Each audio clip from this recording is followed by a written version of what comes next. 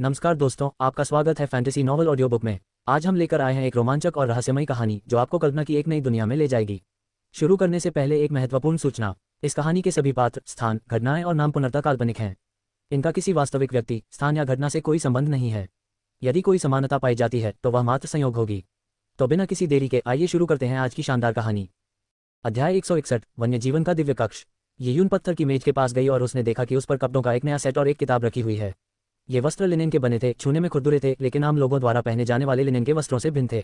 ये लिनेन के वस्त्र चांदी के धागों से बुने गए थे। ये अभेद्य और मौसम के प्रभावों से अप्रभावित थे, यहाँ तक कि इन्हें हल्के कवच के रूप में भी इस्तेमाल किया जा सकता था। यदि ये साधारण लिनेन के वस्त्र होते तो ताया दिव्य नगर के योद्धा के कठोर प्रशिक्षण के कारण कुछ ही दिनों में चित्रे चित्रे हो जाते। किताब की बात करें तो वह नाखून जितनी पतली थी। उसके पन्ने भी पतले थे और कवर पर लिखा था दिव्य वन्य भूमि। किताब के पन्ने पलटते हुए ही यून ने गौर किया कि किताब के भीतर एक अलग ही दुनिया बसी हुई थी। हर पन्ना खाली था, उस पर कुछ भी लिखा नहीं था। लेकिन जब कोई अपनी आध्यात्मिक ऊर्जा उसमें प्रवाहित करता था तो उसके भीतर मौजूद अपार जानकारी को पढ़ा जा सकता था। दरअसल हर पन्ना अपने आप में एक किताब जैसा था। ये दिव्य वन्य जीवन के एक पहलू से परिचय कराता था। ये यून ने पहले दर्जन भर पन्ने पलटे और उनमें निम्नलिखित बातें लिखी थीं। ताया दिव्य शहर, दिव्य वन्य क्षेत्र, प्राचीन निर्जन जानवर, खजाने, रहस्यमय लोगों की अफवाहें ... दिव्य वन्य भूमि नामक पुस्तक में लगभग 90 पृष्ठ थे। प्रत्येक पृष्ठ यून के लिए ज्ञानवर्धक था। पहले पृष्ठ पर ताया दिव्य नगरी का परिचय दिया गया था। इसकी शुरुआत इसके इतिहास से हुई और फिर ताया दिव्य नगरी के भीतर योद्धा प्रशिक्षण नियमों का वर्णन किया गया। ताया दिव्य नगरी में साधना के कई संसाधन थे और उनमें से 90% से अधिक को ड्रैगन स्केल रून्स के बदले में प्राप्त किया जा सकता था। खेती के संसाधनों के अंतिम 10% हिस्से के लिए न केवल ड्रैगन स्केल रून्स की आवश्यकता थी, बल्कि उन्हें ग्लोरी पॉइंट्स की भी आवश्यकता थी। उदाहरण के लिए पिछले रिकॉर्ड को तोड़ना एक बड़ा सम्मान था, लेकिन यह बहुत मुश्किल था। इस पुस्तक ने यून के ज्ञान का विस्तार किया। ये यून पन्ने पलटते हुए पढ़ने में मग्न हो गया। शुरुआत में ताया दिव्य नगर का परिचय देने के बाद के भागों में दिव्य वन्य क्षेत्र में रहने वाले निर्जन जानवरों और जड़ी बूटियों का वर्णन किया गया। ये दिव्य वन्य क्षेत्र में जीवित रहने के लिए एक मार्गदर्शिका थी। ये जानकारी बहुत महत्वपूर्ण थी। ये जानना आवश्यक था कि दिव्य वन्य क्षेत्र में अनेक विशिष्ट निर्जन प्राणी छिपे हुए थे जो देखने में सामान्य या यहाँ तक कि हानिरहित प्रतीत होते थे। यदि कोई उन्हें पहचान न सके और उन्हें सामान्य प्राणी समझे तो उन्हें उकसाना मृत्यु को दावत देने के समान था। वहाँ कुछ विषैली घासें भी थीं जो देखने में कीमती जड़ी बूटियों जैसी लगती थीं। अगर कोई उन्हें लापरवाही से तोड़कर इस्तेमाल करता तो उसकी मृत्यु अन्यायपूर्ण तरीके से हो जाती। अगर किसी पीढ़ी का कोई नायक जो ताया दिव्य साम्राज्य में स्वामी बन सकता था कुछ जड़ी बूटियां खाने से मर जाए तो इसे अधिक अपमानजनक और क्या हो सकता है। इस पुस्तक में न केवल दिव्य वन्य भूमि के खतरों का संकेत दिया गया था, बल्कि उन निर्जन प्राणियों के महान मूल्यों को भी दर्शाया गया था। विशेषकर वे निर्जन जीव जिनमें थोड़ी मात्रा में आदिम रक्त होता है। भले ही वे आदिम प्रजातियों से हीन हो, फिर भी वे एक सामान्य निर्जन जीव की तुलना में 100 गुना अधिक मूल्यवान होते हैं। जहाँ तक वास्तविक आदिम प्रजातियों की बात है, उनका मूल्य अतुलनीय था। बेशक अगर इन खूंखार जानवरों के खिलाफ 10,000 यून भी भेज दिए जाएं तो वे सब मारे जाएंगे। केवल दिव्य नगर के आदिम बुजुर्ग जैसे लोग ही इनसे लड़ सकते हैं। आदिम प्रजातियां स्वाभाविक रूप से दुनिया की प्रिय थीं। उनका स्वर्ग पृथ्वी युआंची के साथ ऐसा संबंध था जिसकी तुलना मनुष्य से नहीं की जा सकती थी। यदि किसी आदिम प्रजाति के निर्जन पशु को मारा जा सके तो उसकी हड्डियों से बना एक निर्जन अस्थि अवशेष निश्चित रूप से एक रक्तपात का तूफान खड़ा कर देगा। किसी प्राचीन प्रजाति के अवशेष को खाने से न केवल अपार ऊर्जा प्राप्त होगी, बल्कि दुनिया के प्राकृतिक नियमों की थोड़ी बहुत समझ भी मिलेगी। यह ऐसी चीज थी जिससे मानव जाति के अद्वितीय योद्धा भी ईर्ष्या करेंगे। यून ने देर रात तक दिव्य वन्य भूमि नामक पुस्तक पढ़ी। भोर होने से ठीक पहले यून ने लगभग 2 घंटे ध्यान किया। यून जैसे योद्धा के लिए जब तक शक्ति में अत्यधिक कमी न हो, 2 घंटे का ध्यान उसे उसकी सर्वोत्तम अवस्था में वापस लाने के लिए पर्याप्त था। इकट्ठा हो जाओ। भोर होते ही किसी ने रिहायशी इलाके के बाहर से चिल्लाकर कहा। यून ने जल्दी से हाथ मुंह धोकर कपड़े पहने और फिर अपने कमरे से बाहर निकल गया। घरों के बाहर खाली मैदान में पहले से ही कुछ दर्जन लोग जमा थे। वे यून की तरह जाग चुके थे और स्वाभाविक रूप से उनमें जो कोई भी शामिल थे। जो कोई अभी भी अपनी खास युद्ध तलवार और खोपड़ी तोड़ने वाली तलवार को अपनी पीठ के पीछे लिए हुए था, जिससे आक्रामक भावना झलक रही थी। जो कोई ने यून की ओर देखा और यून ने भी उसे घूर कर देखा, लेकिन दोनों ने कुछ नहीं कहा। बाल्दीकिन ने अपनी ठुड्डी सहलाई और शरारती मुस्कान के साथ मुस्कुराया। ताया दिव्य नगरी में आए सभी युवा नायक एक दूसरे से प्रतिस्पर्धा कर रहे थे। सीमित संसाधनों के कारण उन्हें एक दूसरे से ही संसाधन छीनने पड़ रहे थे, इसलिए उनमें कुछ प्रतिद्वंद्विता होना स्वाभाविक था। ये तो होना ही था। आज मैं तुम्हें वन्य नगर के दिव्य हॉल में ले चलूंगा। चलो चलें, गंजे आदमी ने संक्षिप्त शब्दों में कहा और उन्हें दिव्य नगर के केंद्र में ले गया। वन्य मंदिर का हॉल केंद्रीय दिव्य मीनार के ठीक सामने स्थित एक भव्य हॉल था। यह हॉल इतना विशाल था कि केंद्रीय दिव्य मीनार के बाद ताया दिव्य नगर की सबसे बड़ी इमारत बन गया था। वहां पहुंचकर कई युवा नायकों को ऐसा लगा मानो वे चींटियों की तरह किसी सम्राट के भव्य हॉल में रेंग रहे हों। हॉल के प्रवेश द्वार पर लगे सभी स्तंभों को बड़ी बारीकी से पॉलिश किया गया था। वे 30 फीट ऊंचे और इतने मोटे थे कि उन्हें घेरने के लिए 10 लोगों की जरूरत पड़ती थी। यह एक अद्भुत नजारा था। मंदिर के निर्माण में प्रयुक्त पत्थर अत्यंत भारी और बड़े बड़े थे। वे ऐसे थे मानो किसी छोटे पहाड़ से तराशे गए पत्थरों के टुकड़ों को जोड़कर बनाया गया हो। पिघले हुए लोहे को इन दरारों में भरा गया था और प्रकाश पड़ने पर लोहे से ठंडी धात्विक चमक निकलती थी। हॉल काफी विशाल था। एक नजर में ही यून ने देखा कि उसमें बहुत सारे लोग जमा थे। वहां पुरुष और महिलाएं दोनों थे। महिलाओं की संख्या लगभग 1/3 थी। जिनलॉन्ग वेई में सभी पुरुष थे, लेकिन ताया दिव्य नगरी में महिला साधकों की कोई कमी नहीं थी। ये महिलाएं अधिकतर पारिवारिक कुलों या शाही परिवार से थीं।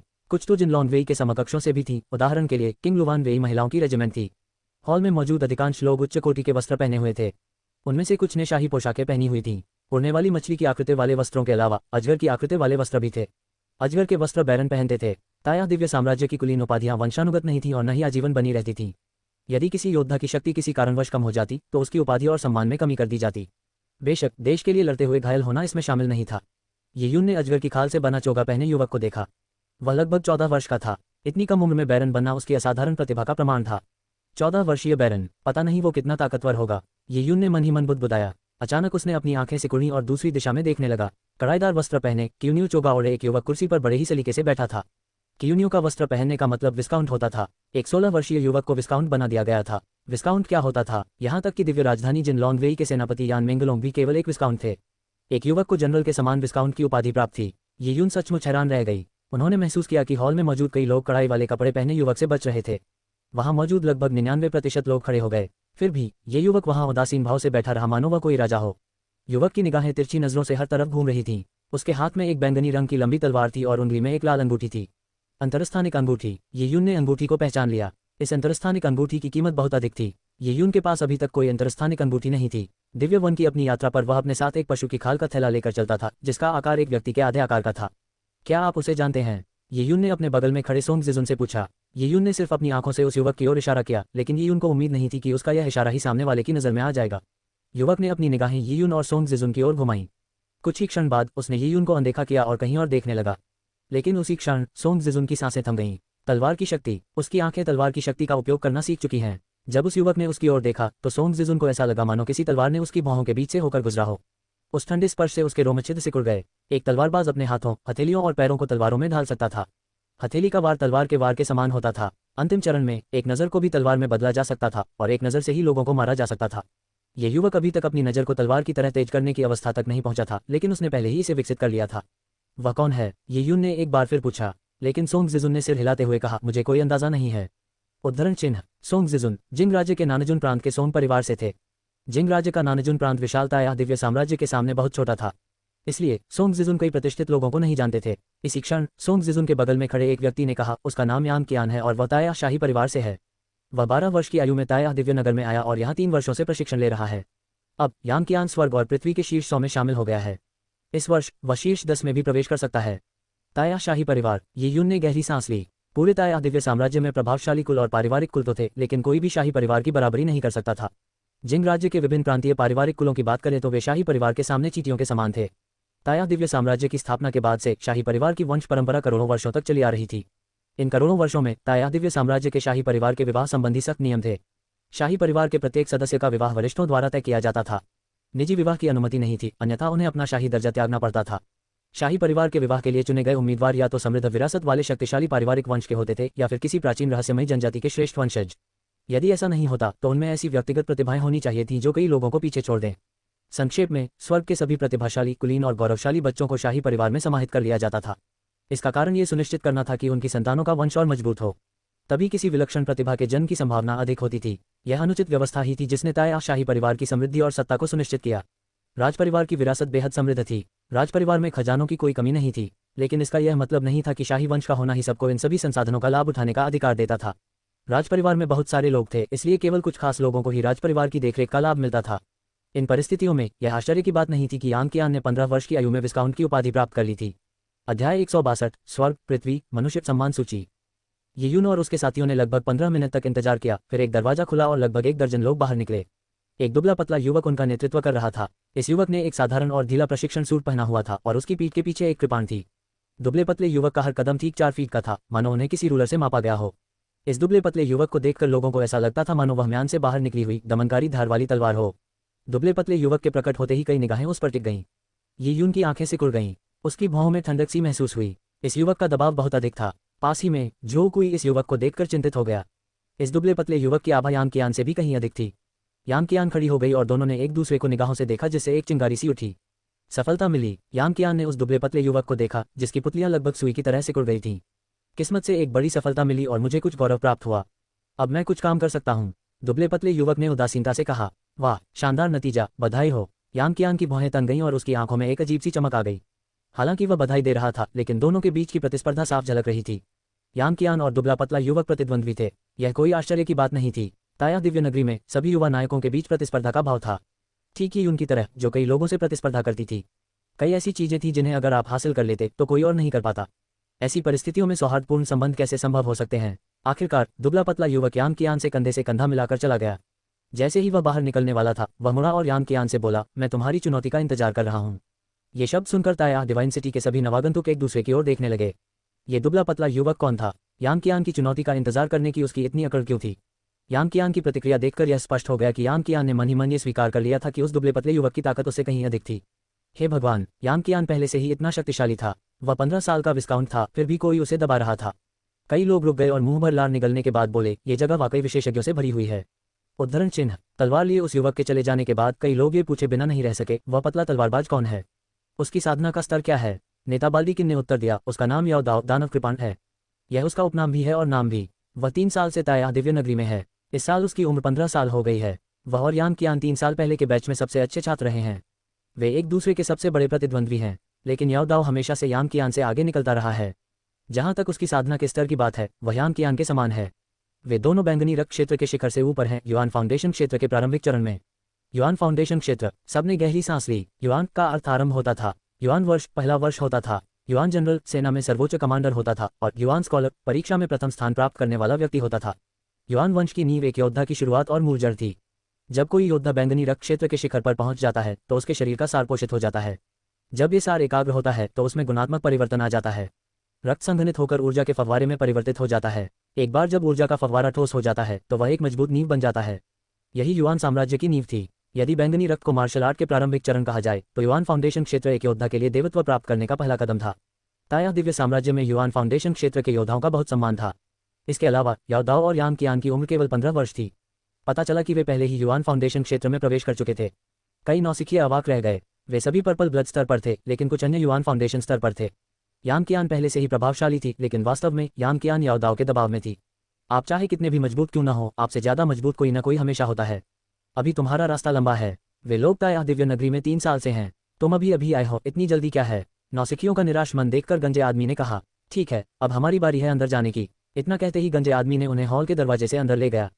हॉल के अंदर हल्की रोशनी थी। हॉल के बीचों बीच स्थित 3 मूर्तियां सबसे अधिक ध्यान आकर्षित कर रही थीं। प्रत्येक मूर्ति को एक बड़े और लंबे आदमी के आकार में तराशा गया था। वे ताया दिव्य साम्राज्य के इतिहास में सबसे प्रसिद्ध दिव्य सम्राट थे। मध्य में स्थित सम्राट संस्थापक दैवीय सम्राट थे। किनारों पर स्थित दैवीय सम्राटों ने पहले ही क्षेत्र का विस्तार किया था। वे बुद्धिमान शासक थे जो राजनीति और युद्ध कला दोनों में असाधारण थे। इन तीनों बुद्धिमान शासकों ने अपने लिए एक महान नाम छोड़ा और लोगों की प्रशंसा प्राप्त की। लेकिन ये यूनब उन तीनों मूर्तियों पर ध्यान नहीं दे रही थी। उसने देखा कि मूर्तियों के सामने 3 धातु की पट्टियां थीं। प्रत्येक पट्टी पर नाम खुदे हुए थे। ये थे सम्मान के 3 नाम। ये स्वर्ग, पृथ्वी और मनुष्य के सम्मान के पदचिन्ह हैं। गंजे आदमी ने कहा, प्रत्येक सूची के शीर्ष 10 लोगों के नाम बड़े अक्षरों में लिखे गए थे, लगभग 1 फुट जितने बड़े। इसलिए ये बहुत ही आकर्षक था। येयून ने गौर किया कि स्वर्ग और पृथ्वी की सूचियों में सबसे ऊपर एक ही नाम था, ताय हाउटिन। जहां तक मैन लिस्ट में शीर्ष स्थान पर रहने वाले व्यक्ति की बात है, वह भी एक और व्यक्ति थे, लुओहुआ। ओह, लुओहुआ, एक लड़की। येयून ने तुरंत याओ दाओ और यामकियान के नाम ढूंढ लिए। याओ दाओ का नाम स्वर्ग और पृथ्वी दोनों की सूची में 52वें स्थान पर था। यामकियान भी 68 वर्ष की आयु में स्वर्ग और पृथ्वी की सूची में शामिल हुई। दोनों में से किसी का भी नाम पुरुषों की सूची में नहीं आया। इसे देखिए, ये सम्मान सूची है। यदि आप 6 साल बाद ताया डिवाइन सिटी छोड़ते हैं और किसी भी सूची में शीर्ष 1000 में स्थान पाने में सक्षम होते हैं तो आपने अच्छा प्रदर्शन किया है। मुझे पता है आप सभी को बहुत गर्व है। यहाँ आना आपकी उत्कृष्टता का प्रमाण है, लेकिन आपकी उत्कृष्टता की तुलना केवल आपके मूल स्थान से ही की जा सकती है। यहाँ आने वाला कोई भी व्यक्ति आपसे कमतर नहीं है। जहाँ तक उन लोगों की बात है जो ताया दिव्य नगरी में 3 से 4 साल से प्रशिक्षण ले रहे हैं, उनका आपसे अधिक शक्तिशाली होना स्वाभाविक है।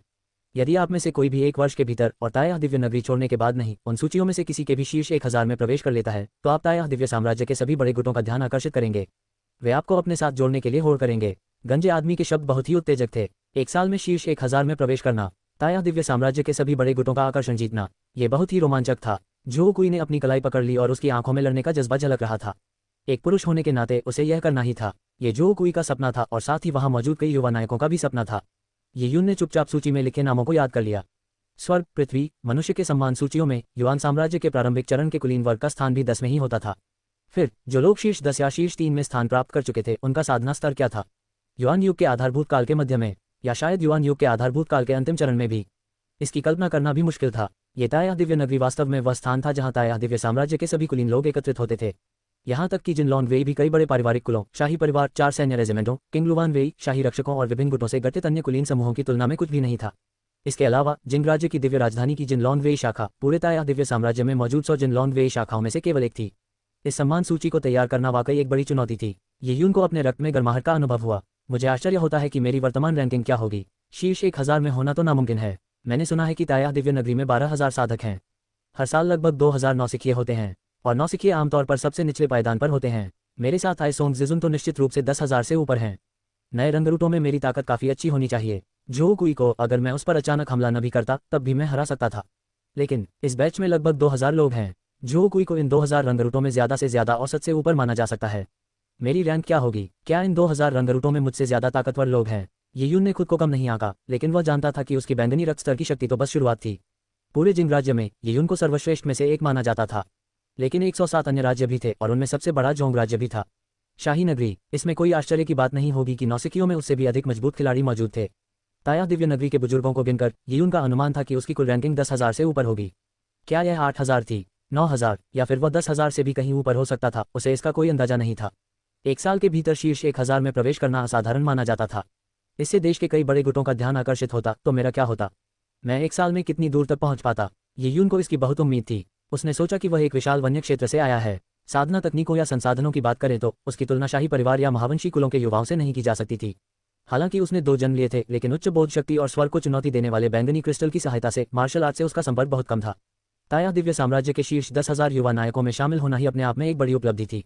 ठीक है, ये सब बकवास करने का कोई फायदा नहीं। अब तुम्हें साधना शुरू करनी होगी। क्या तुम वो पत्थर के दरवाजे देख रहे हो? गंजे आदमी ने पास ही कहीं इशारा किया। उनके सामने 6 विशाल पत्थर के दरवाजे खड़े थे। उन दरवाजों पर आदिम निर्जन जानवरों की आकृतियां खुदी हुई थीं और वे प्राचीन और रहस्यमयी लग रहे थे। गंजे आदमी ने कहा, आपके सामने ये 6 पत्थर के दरवाजे वाइल्डनेस डिवाइन हॉल का केंद्र हैं। वाइल्डनेस डिवाइन हॉल साधना का स्थान है। नौसिखिए होने के नाते आप सभी को 2 घंटे का निःशुल्क साधना समय मिलेगा।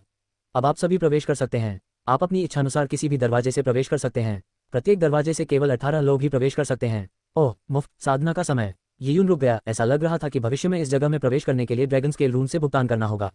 इस समय गंजा आदमी बगल में खड़ा था, हाथ छाती पर बांधे हुए। उसके पास एक बड़ी रेत घड़ी रखी थी। गंजे आदमी ने अभी अभी रेत घड़ी को पलटा था और रेत धीरे धीरे नीचे गिरने लगी। जब ये प्रक्रिया पूरी हुई तब तक 2 घंटे बीत चुके थे। उपस्थित सभी युवा नायक पहली बार ताया दिव्य नगरी आए थे। उन्हें नियमों की ज़्यादा जानकारी नहीं थी, लेकिन वे ये समझ गए थे कि वन्य दिव्य हॉल में बिताया गया समय अत्यंत मूल्यवान था। स्वाभाविक रूप से इसे व्यर्थ नहीं जाने देना चाहिए था। अध्याय 163 आदिम प्रजाति मूर्तिकला। ये यून ने 6 पत्थर के दरवाजों पर सरसरी नजर डाली। सभी दरवाजे एक जैसे दिखते थे। उनमें केवल एक ही अंतर था, वो था उन पर बनी नक्काशी। उन पर 3 सिर वाले जानवर, बड़े बड़े सांप, भयंकर पक्षी और एक बड़ी शार्क बनी हुई थी। 6 पत्थर के दरवाजों में से किसी एक को चुनना। ये यून ने कुछ देर सोचा और फिर 3 सिर वाले जानवर के दरवाजे की ओर चल पड़ी। इसी क्षण ये यून को एहसास हुआ कि जो कोई भी 3 सिर वाले जानवर के द्वार की ओर चल पड़ा है। हे, काइमेरा पत्थर का द्वार वाइल्डनेस डिवाइन हॉल का सबसे कठिन पत्थर का द्वार माना जाता है। जो कोई वाइल्डनेस डिवाइन हॉल के बारे में कुछ बातें जानता था, उसकी बातों से ये यून उत्तेजित हो गया। कठिनाई, ऐसा प्रतीत होता है कि यह कृषि भूमि कोई साधारण स्थान नहीं थी। क्या कहते हो? क्या तुम में मुझसे मुकाबला करने की हिम्मत है? ये वाइल्डनेस डिवाइन हॉल असली परीक्षा की जगह है। यहाँ छुपकर हमला करना बेकार है। जो कोई ने सिर झुकाकर व्यंग्य से कहा। यह स्पष्ट था कि वह कल ये यून के छुपकर किए गए हमले का बदला लेने की ठान चुका था। जो कोई को ये यून के अधीन हार सहना अपमानजनक लगा। उसे लगा जैसे उसके साथ अन्याय हुआ हो, क्योंकि वह एक गुप्त हमले में हार गया था। वह वाइल्डनेस डिवाइन हॉल में प्रवेश करके अपना गौरव वापस पाना चाहता था। जुवानवु सेना के कई योद्धा जो कोई के साथ थे। वे उनके अनुयायी और युद्ध में उनके साथी थे। उन्होंने जल्दी से 3 सिर वाले जानवर के दरवाजे के लिए बाकी 16 जगहें भर दी। 3 सिर वाले राक्षस में प्रवेश करने वाले सभी लोग शुवानवु सेना से थे, ये यून को छोड़कर। शुवानवु सेना के ये बलवान युवक यून को चिंतनशील निगाहों से देख रहे थे। ऐसा लग रहा था मानो भेड़ियों का एक झुंड एक छोटी भेड़ को देख रहा हो जो उनकी मान में गिर गई हो। जंगल के दिव्य हॉल में लड़ाई मना है, वरना गंभीर परिणाम भुगतने पड़ेंगे। वातावरण में व्याप्त तनाव को भांपते हुए गंजे व्यक्ति ने बिना किसी संकोच के उन्हें चेतावनी दी। ताया दिव्य नगरी में युद्ध आम बात थी। जब तक वे उन स्थानों पर नहीं लड़ते थे जहां युद्ध निषिद्ध था, तब तक अन्य स्थानों पर लड़ना ठीक था, बशर्ते कि उसमें कोई मृत्यु या गंभीर चोट न हो। इसलिए गंजे आदमी ने प्रशिक्षुओं के बीच होने वाली लड़ाइयों में हस्तक्षेप नहीं किया, बल्कि वास्तव में उनका समर्थन किया। यदि उनकी अगुवाई वाली टीम दूसरों से लड़ती तो जीतने पर उन्हें पुरस्कृत किया जाता और हारने पर दंडित किया जाता।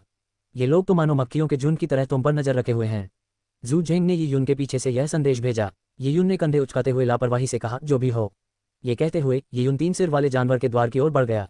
जो कोई हंसते हुए उनके पीछे पीछे चल दिया। शुवानवु सेना के अन्य सदस्य भी उसमें शामिल हो गए। वाह, एक सफेद रोशनी चमकी और पत्थर का दरवाजा पूरी तरह खुलने से पहले ही उसने ये यून को अंदर खींच लिया। ओह, ये यून की दृष्टि धुंधली हुई और अगले ही पल साफ हो गई। इससे पहले कि वह समझ पाता कि क्या हो रहा है, उसे अपने सिर में जलन महसूस हुई। ऐसा लगा जैसे कोई भयानक शक्ति उस पर टकटकी लगाए बैठी हो। उसे एक असहनीय दबाव का एहसास हो रहा था, मानो वह पारे के कुंड में डूबा हुआ हो। क्या बात क्या बात! यीयून ने उस अजीबोगरीब जबरदस्त दबाव की ओर देखा और अपने सामने एक विशाल वीरान जानवर की मूर्ति को देखकर आश्चर्यचकित रह गया। यह मूर्ति पूरी तरह से काली थी। इसमें एक सुनहरी काली चमक थी और इसके शरीर को शेर या रॉक कहना मुश्किल था। इसके 3 सिर थे और इसके बाल बिखरे हुए थे। प्रत्येक सिर की आंखों से बैंगनी बिजली चमक रही थी। इसकी पीठ पर 30 फीट लंबे 3 पंख थे, मानो ये किसी भी समय उड़ान भरने के लिए तैयार हो। उसके शरीर से अत्यधिक दबाव का आभास हो रहा था, जिससे यीयून को स्वाभाविक रूप से अपने छोटेपन का एहसास हो रहा था। बूम! अचानक उस दिव्य प्राणी को देखकर यीयून के मन में एक भयंकर हलचल मच गई। यीयून कुछ बार कांप उठा। उसके पूरे शरीर में एक भारीपन महसूस हुआ। इसी समय यीयून के कानों में एक आवाज आई, ताया दिव्य नगर के पूरी तरह से बनने से पहले 3 सिर वाली काइमेरा की मूर्ति ताया दिव्य नगर के प्रथम नगर स्वामी द्वारा बनाई गई थी। ये वास्तव में एक आदिम प्रजाति थी। इसे पिघले हुए ग्रेट यान सोने की भारी मात्रा को इसमें समाहित करके ढाला गया था। इस मूर्ति में आदिम प्रजाति का दमन और ताया दिव्य नगर के प्रथम नगर स्वामी की सच्ची आत्मा समाहित है। इसे कितना समझा जा सकता है, ये व्यक्ति पर निर्भर करता है। क्या आदिम प्रजाति के वास्तविक शरीर में पिघले हुए ग्रेट यान सोने को प्रत्यारोपित करके उसे मूर्ति का रूप दिया गया था? मूर्ति की उत्पत्ति देखकर यीयून चौंक गया। ये वास्तव में एक असली आदिम प्रजाति थी। इसमें इतना जबरदस्त दबाव होना कोई आश्चर्य की बात नहीं। उस भयानक आकृति के सामने यीयून को सांस लेने में भी कठिनाई हो रही थी। अत्यधिक दबाव के कारण वह लगभग जमीन पर घुटने टेकने ही वाला था। यीयून ने दांत पीसते हुए फ्लोइंग मरकरी गाउन का वजन इतना कम कर दिया कि वह मुश्किल से ही उसे सहन कर पा रही थी। इसी समय यीयून के बगल में कई सफेद रोशनी चमक उठी। एक एक करके शुवानवु सेना के सैनिकों को अंदर भेजा गया। पहला नाम स्वाभाविक रूप से जो कुई का था। ये कहना गलत नहीं होगा कि जो कुई में कुछ क्षमता थी। काइमेरा के अपार दबाव के सामने वह बस कांप उठा, फिर दृढ़ता से खड़ा हो गया। बाकियों की हालत और भी बदतर थी। उनकी क्षमता कमजोर थी। हालांकि वे मानसिक रूप से तैयार थे, लेकिन अचानक इतना जबरदस्त दबाव झेलने से उनका खून खौल उठा। वे इसे सहन नहीं कर पाए। एक एक करके वे लड़खड़ाए और जमीन पर गिर पड़े। वे बाहर तो खूब शेखी बघार रहे थे, लेकिन जब उनकी क्षमताओं और योग्यता की असली परीक्षा का समय आया तो सिर्फ अपनी जुबान चलाना ही काफी नहीं था। बकवास, डरपोक मत बनो। जो कुई में अभी भी गाली देने की ताकत थी। वाकई उसका आत्मविश्वास बहुत मजबूत था। असल में दबाव में रहना ही उसकी खासियत थी। उसने यीयून की ओर देखकर मुस्कुराते हुए कहा, चलो देखते हैं कि कौन ज्यादा मर्दाना है। जो कुई ने गर्व से भरी हंसी हंसी, मानो उसका दिल आसमान तक पहुंच गया हो। यीयून ने जो कुई की ओर बस एक नजर डाली और कोई प्रतिक्रिया नहीं दी। वह वाइल्डनेस डिवाइन हॉल के भीतर की हर बात पर विचार कर रहा था। वाइल्डनेस डिवाइन हॉल केवल आदिम प्रजातियों के दबाव को सहने का स्थान नहीं था। इस साधना स्थल में सबसे मूल्यवान वस्तु आदिम प्रजाति की मूर्ति के भीतर ऋषि की सच्ची आत्मा को समझना था। आदिम प्रजाति के दबाव को सहन करना और साथ ही साथ ऋषि की सच्ची भावना को समझना आवश्यक था। ऋषि के वास्तविक स्वरूप को समझना आसान नहीं था। इसके अलावा ये साधक नौसिखिए थे। उनमें पर्याप्त शक्ति नहीं थी, इसलिए दबाव सहन करना आसान नहीं था, और उससे भी बढ़कर स्वयं को शांत करके वास्तविक स्वरूप पर चिंतन करना आसान नहीं था। यीयून को भी यह आसान नहीं लगा। कुछ ही देर में उसके माथे पर पसीना आने लगा। जो कुई यीयून से कहीं अधिक शक्तिशाली प्रतीत हो रहा था। उसके माथे पर एक नस उभर आए और जोड़ों से चटकने की आवाज आने लगी। उसकी आभा अत्यंत अद्भुत थी। जो कुई ने यीयून को देखा और मन ही मन सोचा, ये लड़का मेरी सोच से कहीं ज्यादा ताकतवर है। इसमें वाकई कुछ हुनर है और यह सिर्फ छुपकर हमला करने वाला नहीं है। जो कुई ने यीयून से मुकाबला करने के लिए अपनी पूरी ताकत लगा दी थी, इसलिए स्वाभाविक था कि वह यीयून पर नजर रख रहा था। जो कुई को अपनी सहनशक्ति और दृढ़ता पर पूरा भरोसा था। भले ही वह शुरुआत में यीयून का मुकाबला न कर पाए, लेकिन उसे विश्वास था कि वह अंत में उसे हरा देगा। इसके अलावा वह शुरुआत से ही यीयून से कहीं अधिक मजबूत था, इसलिए उसे अंत में जीत का पूरा भरोसा था। जो कुई को अपनी जीत की उम्मीद थी, इसलिए वह खुश नहीं हुआ। इसके बजाय वह ये देखना चाहता था कि यीयून की सीमाएं क्या हैं। जो कुई को यह नहीं पता था कि यीयून उससे प्रतिस्पर्धा करने पर ध्यान केंद्रित नहीं कर रहा था। वास्तव में यीयून ने शुरू से अंत तक जो कुई को हवा के समान माना था। यीयून एकाग्रचित होकर उस काल्पनिक आकृति की मूर्ति का अध्ययन कर रही थी। आदिम प्रजाति, यह आदिम प्रजाति द्वारा छोड़ा गया दबाव है। इसकी शक्ति किसी मानव स्वामी से कहीं अधिक है। ताया दिव्य नगर के बुजुर्ग भी शायद इसे संभाल न पाएं। आदिम प्रजाति के शरीर को प्राप्त करके उसे अवशेष बनाना अगर नश्वर जगत तक पहुंच गया तो भयंकर युद्ध का कारण बन सकता है। यहाँ तक कि मानव ऋषि भी इसे अपने शरीर को पोषण देने और आदिम प्रजाति के अवशेष में निहित नियमों को समझने के लिए प्राप्त करना चाहेंगे। इसे आदिम प्रजाति का नाम देना उचित है। यही उनका किसी आदिम प्रजाति से पहला सामना था। हालांकि ये सोने के भीतर सीलबंद थी। तो क्या ऐसा संभव हो सकता है? प्रश्नवाचक चिन्ह। जब से यीयून ने वाइल्डनेस डिवाइन हॉल में प्रवेश किया और काइमेरा की मूर्ति देखी, तब से उसके मन में एक विचार बार बार आ रहा था जिसे वह दबा नहीं पा रहा था। इस विचार के कारण उसकी सांसें तेज हो गईं। उसने अपनी आंखें बंद कर लीं और एकाग्र हो गया। उसने अपनी चेतना को एक अलौकिक अवस्था में प्रवेश करने दिया और अपनी आध्यात्मिक ऊर्जा को उसके केंद्र में स्थित बैंगनी क्रिस्टल मूल से जोड़ दिया। इसके साथ ही यीयून ने अचानक अपनी आंखें खोल दीं। यीयून की दृष्टि सफेद हो गई। यीयून के सामने 3 सिर वाले जानवर की मूर्ति सफेद रोशनी से जगमगा उठी। यीयून को महसूस हुआ कि बैंगनी क्रिस्टल से जुड़ने पर उसकी आध्यात्मिक ऊर्जा उसके सामने मौजूद आदिम प्रजाति की मूर्ति के साथ संपर्क स्थापित करने में सक्षम हो गई थी। हालांकि आदिम प्रजाति को सील करने के लिए इस्तेमाल किया गया सोना यीयून की आध्यात्मिक ऊर्जा को उसमें प्रवेश करने से रोक रहा था। यह महान यान सोना एक अद्भुत धातु थी। इसमें स्वर्ग पृथ्वी युवांची को अवशोषित करने का प्राकृतिक गुण था। इसका उपयोग आदिम प्रजाति के शरीर को सील करने के लिए किया गया था और लाखों वर्षों के बाद भी आदिम प्रजाति की आंतरिक ऊर्जा कम नहीं हुई बल्कि लगातार बढ़ती रही, जिससे वह और भी शुद्ध हो गई। दरअसल उस काइमेरा के शरीर में ताया डिवाइन सिटी के निर्माण के समय से भी अधिक ऊर्जा समाहित थी। इसकी लागत तो और भी अधिक थी। दिव्य वन्य क्षेत्र में स्थित 6 आदिम प्रजातियों की मूर्तियां ताया दिव्य नगर के आधारशिला खजाने थीं। ये सब महान यान सोने की बदौलत संभव हुआ। इसकी विशेष विशेषता के कारण ऊर्जा का प्रवेश तो आसान था, लेकिन निकास कठिन। इसे एक तरफा कहा जा सकता है। दुर्भाग्यवश हालांकि ग्रेट यान के सोने में आदिम प्रजाति के शरीर को पोषण देने की क्षमता थी, लेकिन इसमें बहुत अधिक समय लग गया। हर 1 लाख या 10 लाख वर्षों में मानव ऋषि वृद्धावस्था के कारण मर जाते थे और प्रतीक्षा नहीं कर पाते थे। केवल ताया दिव्य साम्राज्य जैसी महाशक्ति ही पीढ़ी दर पीढ़ी आगे बढ़ सकती थी। ताया दिव्य नगर के महाशक्तिशाली किले के साथ मिलकर यह आदिम प्रजाति के वास्तविक शरीर की रक्षा कर सकता था, उसे लूटे जाने से बचा सकता था। यीयुन अब ग्रेट यान सोने की ध्रुवीयता को उलट रहा था।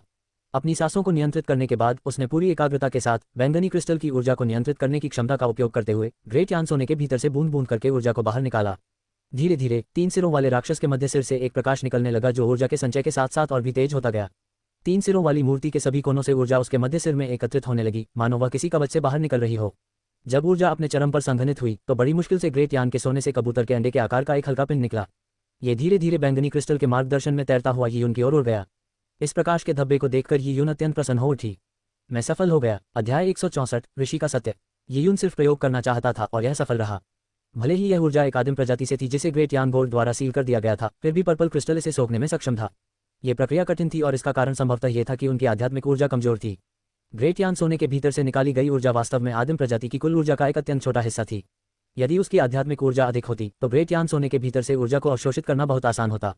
यीयुन ने पहले बैंगनी क्रिस्टल का उपयोग करके वीरान हड्डियों की ऊर्जा को अवशोषित किया था, जो घनीभूत प्रकाश बिंदुओं के रूप में थी। लेकिन अब आदिम प्रजाति से अवशोषित ऊर्जा कबूतर के अंडे के आकार के प्रकाश धब्बों के रूप में थी। यीयुन की आंखें चमक उठीं। ध्यान से देखने पर उसने पाया कि प्रकाश के धब्बों के भीतर अत्यंत सूक्ष्म मायावी परछाइयां इधर उधर लुढ़क रही थीं। ये छोटे 3 सिर वाले जीव 2 अतिरिक्त सिर वाले पिल्लों जैसे दिखते थे। ये काइमेरा की मूर्ति से कम खूंखार और उससे भी ज्यादा प्यारे लगते थे। स्पष्टतः एक शावक काइमेरा ऐसा दिखता था। ये सोचना भी अविश्वसनीय है कि आदिम प्रजाति की ऊर्जा में ऐसा कुछ हो सकता है। क्या यह इसलिए है क्योंकि उसकी ऊर्जा इतनी शुद्ध है कि वह ऐसा रूप धारण कर लेती है? यह अविश्वसनीय है। यीयुन जानती थी कि कुछ जड़ी बूटियां जैसे कि बैंगनी ज़ेड जिनसेंग एक निश्चित उम्र तक पहुंचने पर एक मोटे बच्चे या एक छोटी लड़की जैसी भौतिक आकृति में रूपांतरित हो सकती हैं। यह अविश्वसनीय था कि आदिम प्रजातियों द्वारा उत्सर्जित ऊर्जा एक छोटे से प्रकाश पिंड में ऐसे आकार बना सकती थी। इस ऊर्जा को अवशोषित करने पर कैसा अनुभव होगा? यीयुन ने बड़ी सावधानी से उस नन्हे से जीव की परछाई को नियंत्रित करते हुए उसे अपनी ओर उड़ाया। करीब से देखने पर उसने पाया कि वह छोटा जीव अत्यंत सुंदर था। यद्यपि वह कबूतर के अंडे के आकार का था, फिर भी उसके पंख, छोटे पंजे और यहाँ तक कि शल्क भी स्पष्ट रूप से दिखाई दे रहे थे। यीयुन ने अपना मुंह खोला और ऊर्जा के उस गोले को निगल लिया। कुछ ही क्षणों बाद यीयुन के शरीर में एक गर्म ऊर्जा का प्रवाह हुआ जो उसके मन और उसके दांतियान तक पहुंच गया। यह ऊर्जा उन ऊर्जाओं से बिल्कुल भिन्न थी जिन्हें उसने पहले ग्रहण किया था। इसमें न केवल अत्यंत शुद्ध जीवन सार था, बल्कि कुछ आध्यात्मिक ऊर्जा भी समाहित थी।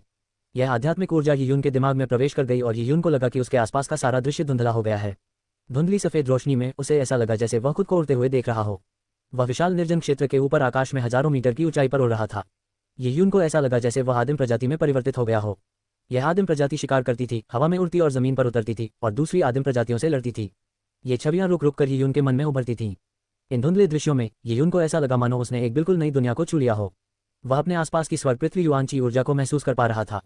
उसने इसे पहले कभी इतना स्पष्ट नहीं पाया था। हाँ, यीयुन के दिमाग में एक अद्भुत विचार कौंधा। उसे याद आया कि उसने दिव्य वन्य जीवन नामक पुस्तक में पढ़ा था कि आदिम प्रजातियों की ऊर्जा में न केवल उनके जीवन का सार समाहित था, बल्कि उसमें उनका नियम विज्ञान भी समाहित था। आदिम प्रजाति के अवशेष का सेवन करके कोई भी आदिम प्रजाति के नामकरण विज्ञान के सूक्ष्म अंश प्राप्त कर सकता था। ये कुछ ऐसा था जिसका सपना सभी अद्वितीय मानव विशेषज्ञ देखते थे। मार्शल आर्ट के मार्ग पर स्तर जितना ऊंचा होता जाता है, नियमशास्त्र के सत्य उतने ही महत्वपूर्ण होते जाते हैं। नियमशास्त्र में निपुणता प्राप्त करने पर व्यक्ति संसार के स्वर्ग पृथ्वी युआन की को स्वतंत्र रूप से नियंत्रित कर सकता है। यदि वह आदिम प्रजातियों के नियमशास्त्र संबंधी सत्यों को समझ पाता तो उसकी शक्ति में कितना सुधार होता। यीयुन का दिल तेजी से धड़क रहा था। वह अपने भविष्य को लेकर बेहद उत्साहित था, लेकिन अब ऊर्जा के इस एकल पिंड में नियमशास्त्र के सत्यों की बहुत कम मात्रा थी। यह अत्यंत अपर्याप्त था। यीयुन ने अपनी आंखें बंद कर लीं और एकाग्र हो गया। दांत पीसते हुए उसने अपनी आध्यात्मिक ऊर्जा को एक बार फिर बैंगनी क्रिस्टल मूल में प्रवेश कराया। बैंगनी क्रिस्टल को नियंत्रित करते हुए उसने महान यान सोने के भीतर से बूंद बूंद करके ऊर्जा खींच ली। हालांकि बैंगनी क्रिस्टल आदिम प्रजाति की ऊर्जा को अवशोषित कर सकता था, लेकिन फिर भी इसका दबाव यीयुन के शरीर पर ज्वार के प्रभाव के समान जबरदस्त तरीके से पड़ता था। ऐसी स्थिति में आदिम प्रजाति की ऊर्जा को अवशोषित करना आसान नहीं था। लगभग 15 मिनट का समय लेने के बाद यीयुन ने ग्रेट यान सोने के भीतर से ऊर्जा का एक दूसरा गोला निकालने में कामयाबी हासिल की, जिसे उसने धीरे धीरे अपनी ओर उड़ा दिया। हालांकि आदिम प्रजाति की ऊर्जा प्रबल थी, लेकिन कबूतर के अंडे के आकार के प्रकाश के पिंड में ज्यादा ऊर्जा नहीं थी। यीयुन की मजबूत नींव के कारण वह इसे पूरी तरह से सहन कर सकता था। प्रकाश का दूसरा धब्बा यीयुन द्वारा निगल लिया गया। कुछ ही क्षण में यीयुन के शरीर में फिर से गर्माहट की लहर दौड़ गई। आदिम प्रजाति की स्मृति छवियां भी अधिक स्पष्ट होने लगीं। यीयुन को ऐसा महसूस हुआ कि वह स्वयं आदिम प्रजाति है और वह नियमों को महसूस कर सकता है। इसके बाद बड़ी मुश्किलों के बावजूद यीयुन ने तीसरे और चौथे प्रकाश पिंड को अवशोषित करने में कामयाबी हासिल की। 4 प्रकाश के धब्बे निगलने के बाद यीयुन के दिमाग में छवियां धीरे धीरे स्पष्ट होने लगीं। धीरे धीरे उसने एक ऐसा दृश्य देखा जिसने उसे रोमांचित और आश्चर्यचकित कर दिया। उसने दिव्य निर्जन वन्यभूमि के विशाल बंजर मैदान देखे। मैदानों के ऊपर विशाल नीले आकाश में एक काइमेरा उड़ रहा था। उसने अपने 3 बड़े पंख फैलाए और फड़फड़ाते हुए बादलों को सैकड़ों मील दूर तक बिखेर दिया। वह काइमेरा सुनहरे युद्ध कवच पहने लंबे बालों वाले एक आदमी से लड़ रहा था। सुनहरे कवच से लैस यह व्यक्ति भाले से सुसज्जित था। वह एक निर्भीक और आत्मविश्वास से भरे अंदाज में खड़ा था। उसके लंबे बाल हवा में लहरा रहे थे। उसके हाथों में 4 मीटर लंबा भाला था जो हवा में लहरा रहा था, हलचल मचा रहा था और एक जबरदस्त आभा बिखेर रहा था। यीयुन को एहसास हुआ कि वह आदिम प्रजाति के नजरिए से सुनहरे कवच वाले आदमी के खिलाफ लड़ाई देख रहा था। यीयुन को अचानक एहसास हुआ कि वह जिस व्यक्ति को देख रहा था वह ताया दिव्य नगर का प्रथम नगर स्वामी था। वही था जिसने 6 आदिम प्रजातियों के राक्षसों को मारा था और उनके शरीरों को ग्रेट यान सोने का उपयोग करके मूर्तियों में बदलकर वाइल्डनेस डिवाइन हॉल में सील कर दिया था। जो दृश्य वह उस काल्पनिक प्राणी की अंतिम यादों के दौरान देख रहा था। ताया डिवाइन सिटी के नगर प्रमुख होने का क्या अर्थ था? वह ताया दिव्य नगरी के पिरामिड के 99वें स्तर के साधना स्थल का आनंद ले सकता था और ताया दिव्य नगरी के भीतर सभी संसाधनों का उपयोग कर सकता था। ताया दिव्य साम्राज्य में 2 दिग्गज थे, एक दिव्य सम्राट था और दूसरा ताया दिव्य शहर का नगर स्वामी था। दिव्य सम्राट को शासन और ज्ञापन संबंधी कार्यों से निपटना पड़ता था, लेकिन ताया दिव्य नगर के नगर प्रमुख को इन सब की आवश्यकता नहीं थी। वह अपनी इच्छानुसार साधना कर सकता था। अगर ताकत की तुलना की जाए तो ताया डिवाइन सिटी का नगर स्वामी निश्चित रूप से अधिक शक्तिशाली था। यीयुन ताया दिव्य नगर के प्रथम नगर स्वामी को देख रहा था। वह एक ऐसा अमर व्यक्तित्व था जो ताया दिव्य साम्राज्य के करोड़ों वर्षों के इतिहास में विद्यमान था। यीयुन के लिए उसकी ताकत एक अकल्पनीय स्तर की थी। जब ताया डिवाइन सिटी के नगर स्वामी ने वाइल्डनेस डिवाइन हॉल में 6 मूर्तियां बनवाईं तो उन्होंने उन मूर्तियों के भीतर नियमशास्त्र संबंधी अपने विचार भी उकेर दिए थे। लेकिन अब जब यीयुन ने आदिम प्रजाति की ऊर्जा को अवशोषित कर लिया तो उस ऊर्जा के भीतर के नियम भी यीयुन के शरीर में समाहित हो गए। इसके अलावा यीयुन आदिम प्रजाति के दृष्टिकोण से प्रथम नगर स्वामी के साथ युद्ध के दृश्यों को देख सकता था। ऐसा लग रहा था मानो यीयुन स्वयं नगर स्वामी से युद्ध कर रहा हो। इस प्रकार यीयुन को प्रथम नगर स्वामी के नियमशास्त्र को समझने का एक पुनर्तः गहन अनुभव प्राप्त हुआ। समझने का ये 2 तरफा दृष्टिकोण आदिम प्रजाति की मूर्ति के सामने खड़े होकर समझने की तुलना में कहीं अधिक श्रेष्ठ था। यीयुन की बोध क्षमता हमेशा से ही उत्कृष्ट थी। 2 जन्मों का अनुभव होने के कारण यीयुन की आध्यात्मिक शक्ति अपार थी। यहाँ तक कि लिन शिंटोंग ने भी उनकी बोध क्षमता की प्रशंसा की थी और यहाँ तक कि बूढ़े सू जो हमेशा से यीयुन को तुच्छ समझते थे उन्हें भी उनकी बोध क्षमता को स्वीकार करना पड़ा। अपनी उच्च बोधगम्यता और गहन अनुभव के बल पर यीयुन ने धीरे धीरे प्रथम नगर स्वामी की चालों के सार को समझ लिया। हालांकि वह इसे समझ नहीं सका, यीयुन ने एक स्पष्ट अवधारणा बना ली। क्या कानून का सही अर्थ यही है? वह अपने मन की शक्ति से स्वर्ग पृथ्वी युआनची को आकर्षित कर सकता था और उसका उपयोग स्वयं के लिए कर सकता था। पर्याप्त साधना स्तर प्राप्त करने पर व्यक्ति थोड़े समय में ही अपने शरीर को दिव्य शरीर में रूपांतरित कर सकता था, जिससे उसे स्वर्ग और पृथ्वी के नियमों को नियंत्रित करने की शक्ति प्राप्त होती थी। आदिम प्रजाति से प्रकाश के एक के बाद एक पिंड यीयुन की ओर उड़ते हुए आए। इन प्रकाश पिंडों ने यीयुन के लिए एक रहस्यमय द्वार खोल दिया। द्वार से मिली सरल समझ ने यीयुन को घेर लिया। इससे यीयुन को ऐसा लगा जैसे उसने किसी जादुई नए क्षेत्र को छू लिया हो। ये कुछ ऐसा था जो उसने पहले कभी सुना या देखा नहीं था। यीयुन भूखे व्यक्ति की तरह इन सभी ज्ञान को ग्रहण करने लगा। यही संसार के रहस्य थे। रहस्य का पर्दा उठते ही जो कुछ उसके सामने प्रकट हुआ उसने उसे मोहित कर दिया। साधना के दौरान समय का कोई बोध नहीं था। यीयुन अनिश्चित काल तक एक जादुई अवस्था में लीन रहा। हालांकि यीयुन के मन की सीमा से बाहर जो कोई अभी भी यीयुन से प्रतिस्पर्धा करने में अपना पूरा जोर लगा रहा था। जो कोई के गुंडे अब और बर्दाश्त नहीं कर सके। उनमें से कई घुटने टेककर या जमीन पर लेट गए क्योंकि वे आदिम प्रजाति के उत्पीड़न को महसूस कर रहे थे। हॉल के अंदर अब केवल कुछ ही लोग खड़े थे। जो कोई भी उनमें से एक थे। दबाव झेलना मेरी खासियत है। दबाव का सामना करने के लिए अगर मैं कहूं कि मैं यहाँ मौजूद लोगों में दूसरे स्थान पर हूं तो कोई भी पहले स्थान पर होने का दावा करने की हिम्मत नहीं करेगा। मैं यहाँ सबको पछाड़ दूंगा। जो कोई के मन में ये गर्व भरा विचार आया। आदिम प्रजातियों पर अत्याचार बहुत अधिक था, लेकिन इससे क्या फर्क पड़ता है? वह इतना मजबूत था मानो हवा के सामने एक पहाड़ खड़ा हो। वह बिल्कुल आजाद था, जैसे कोई धातु की जंजीर नदी को रोक रही हो।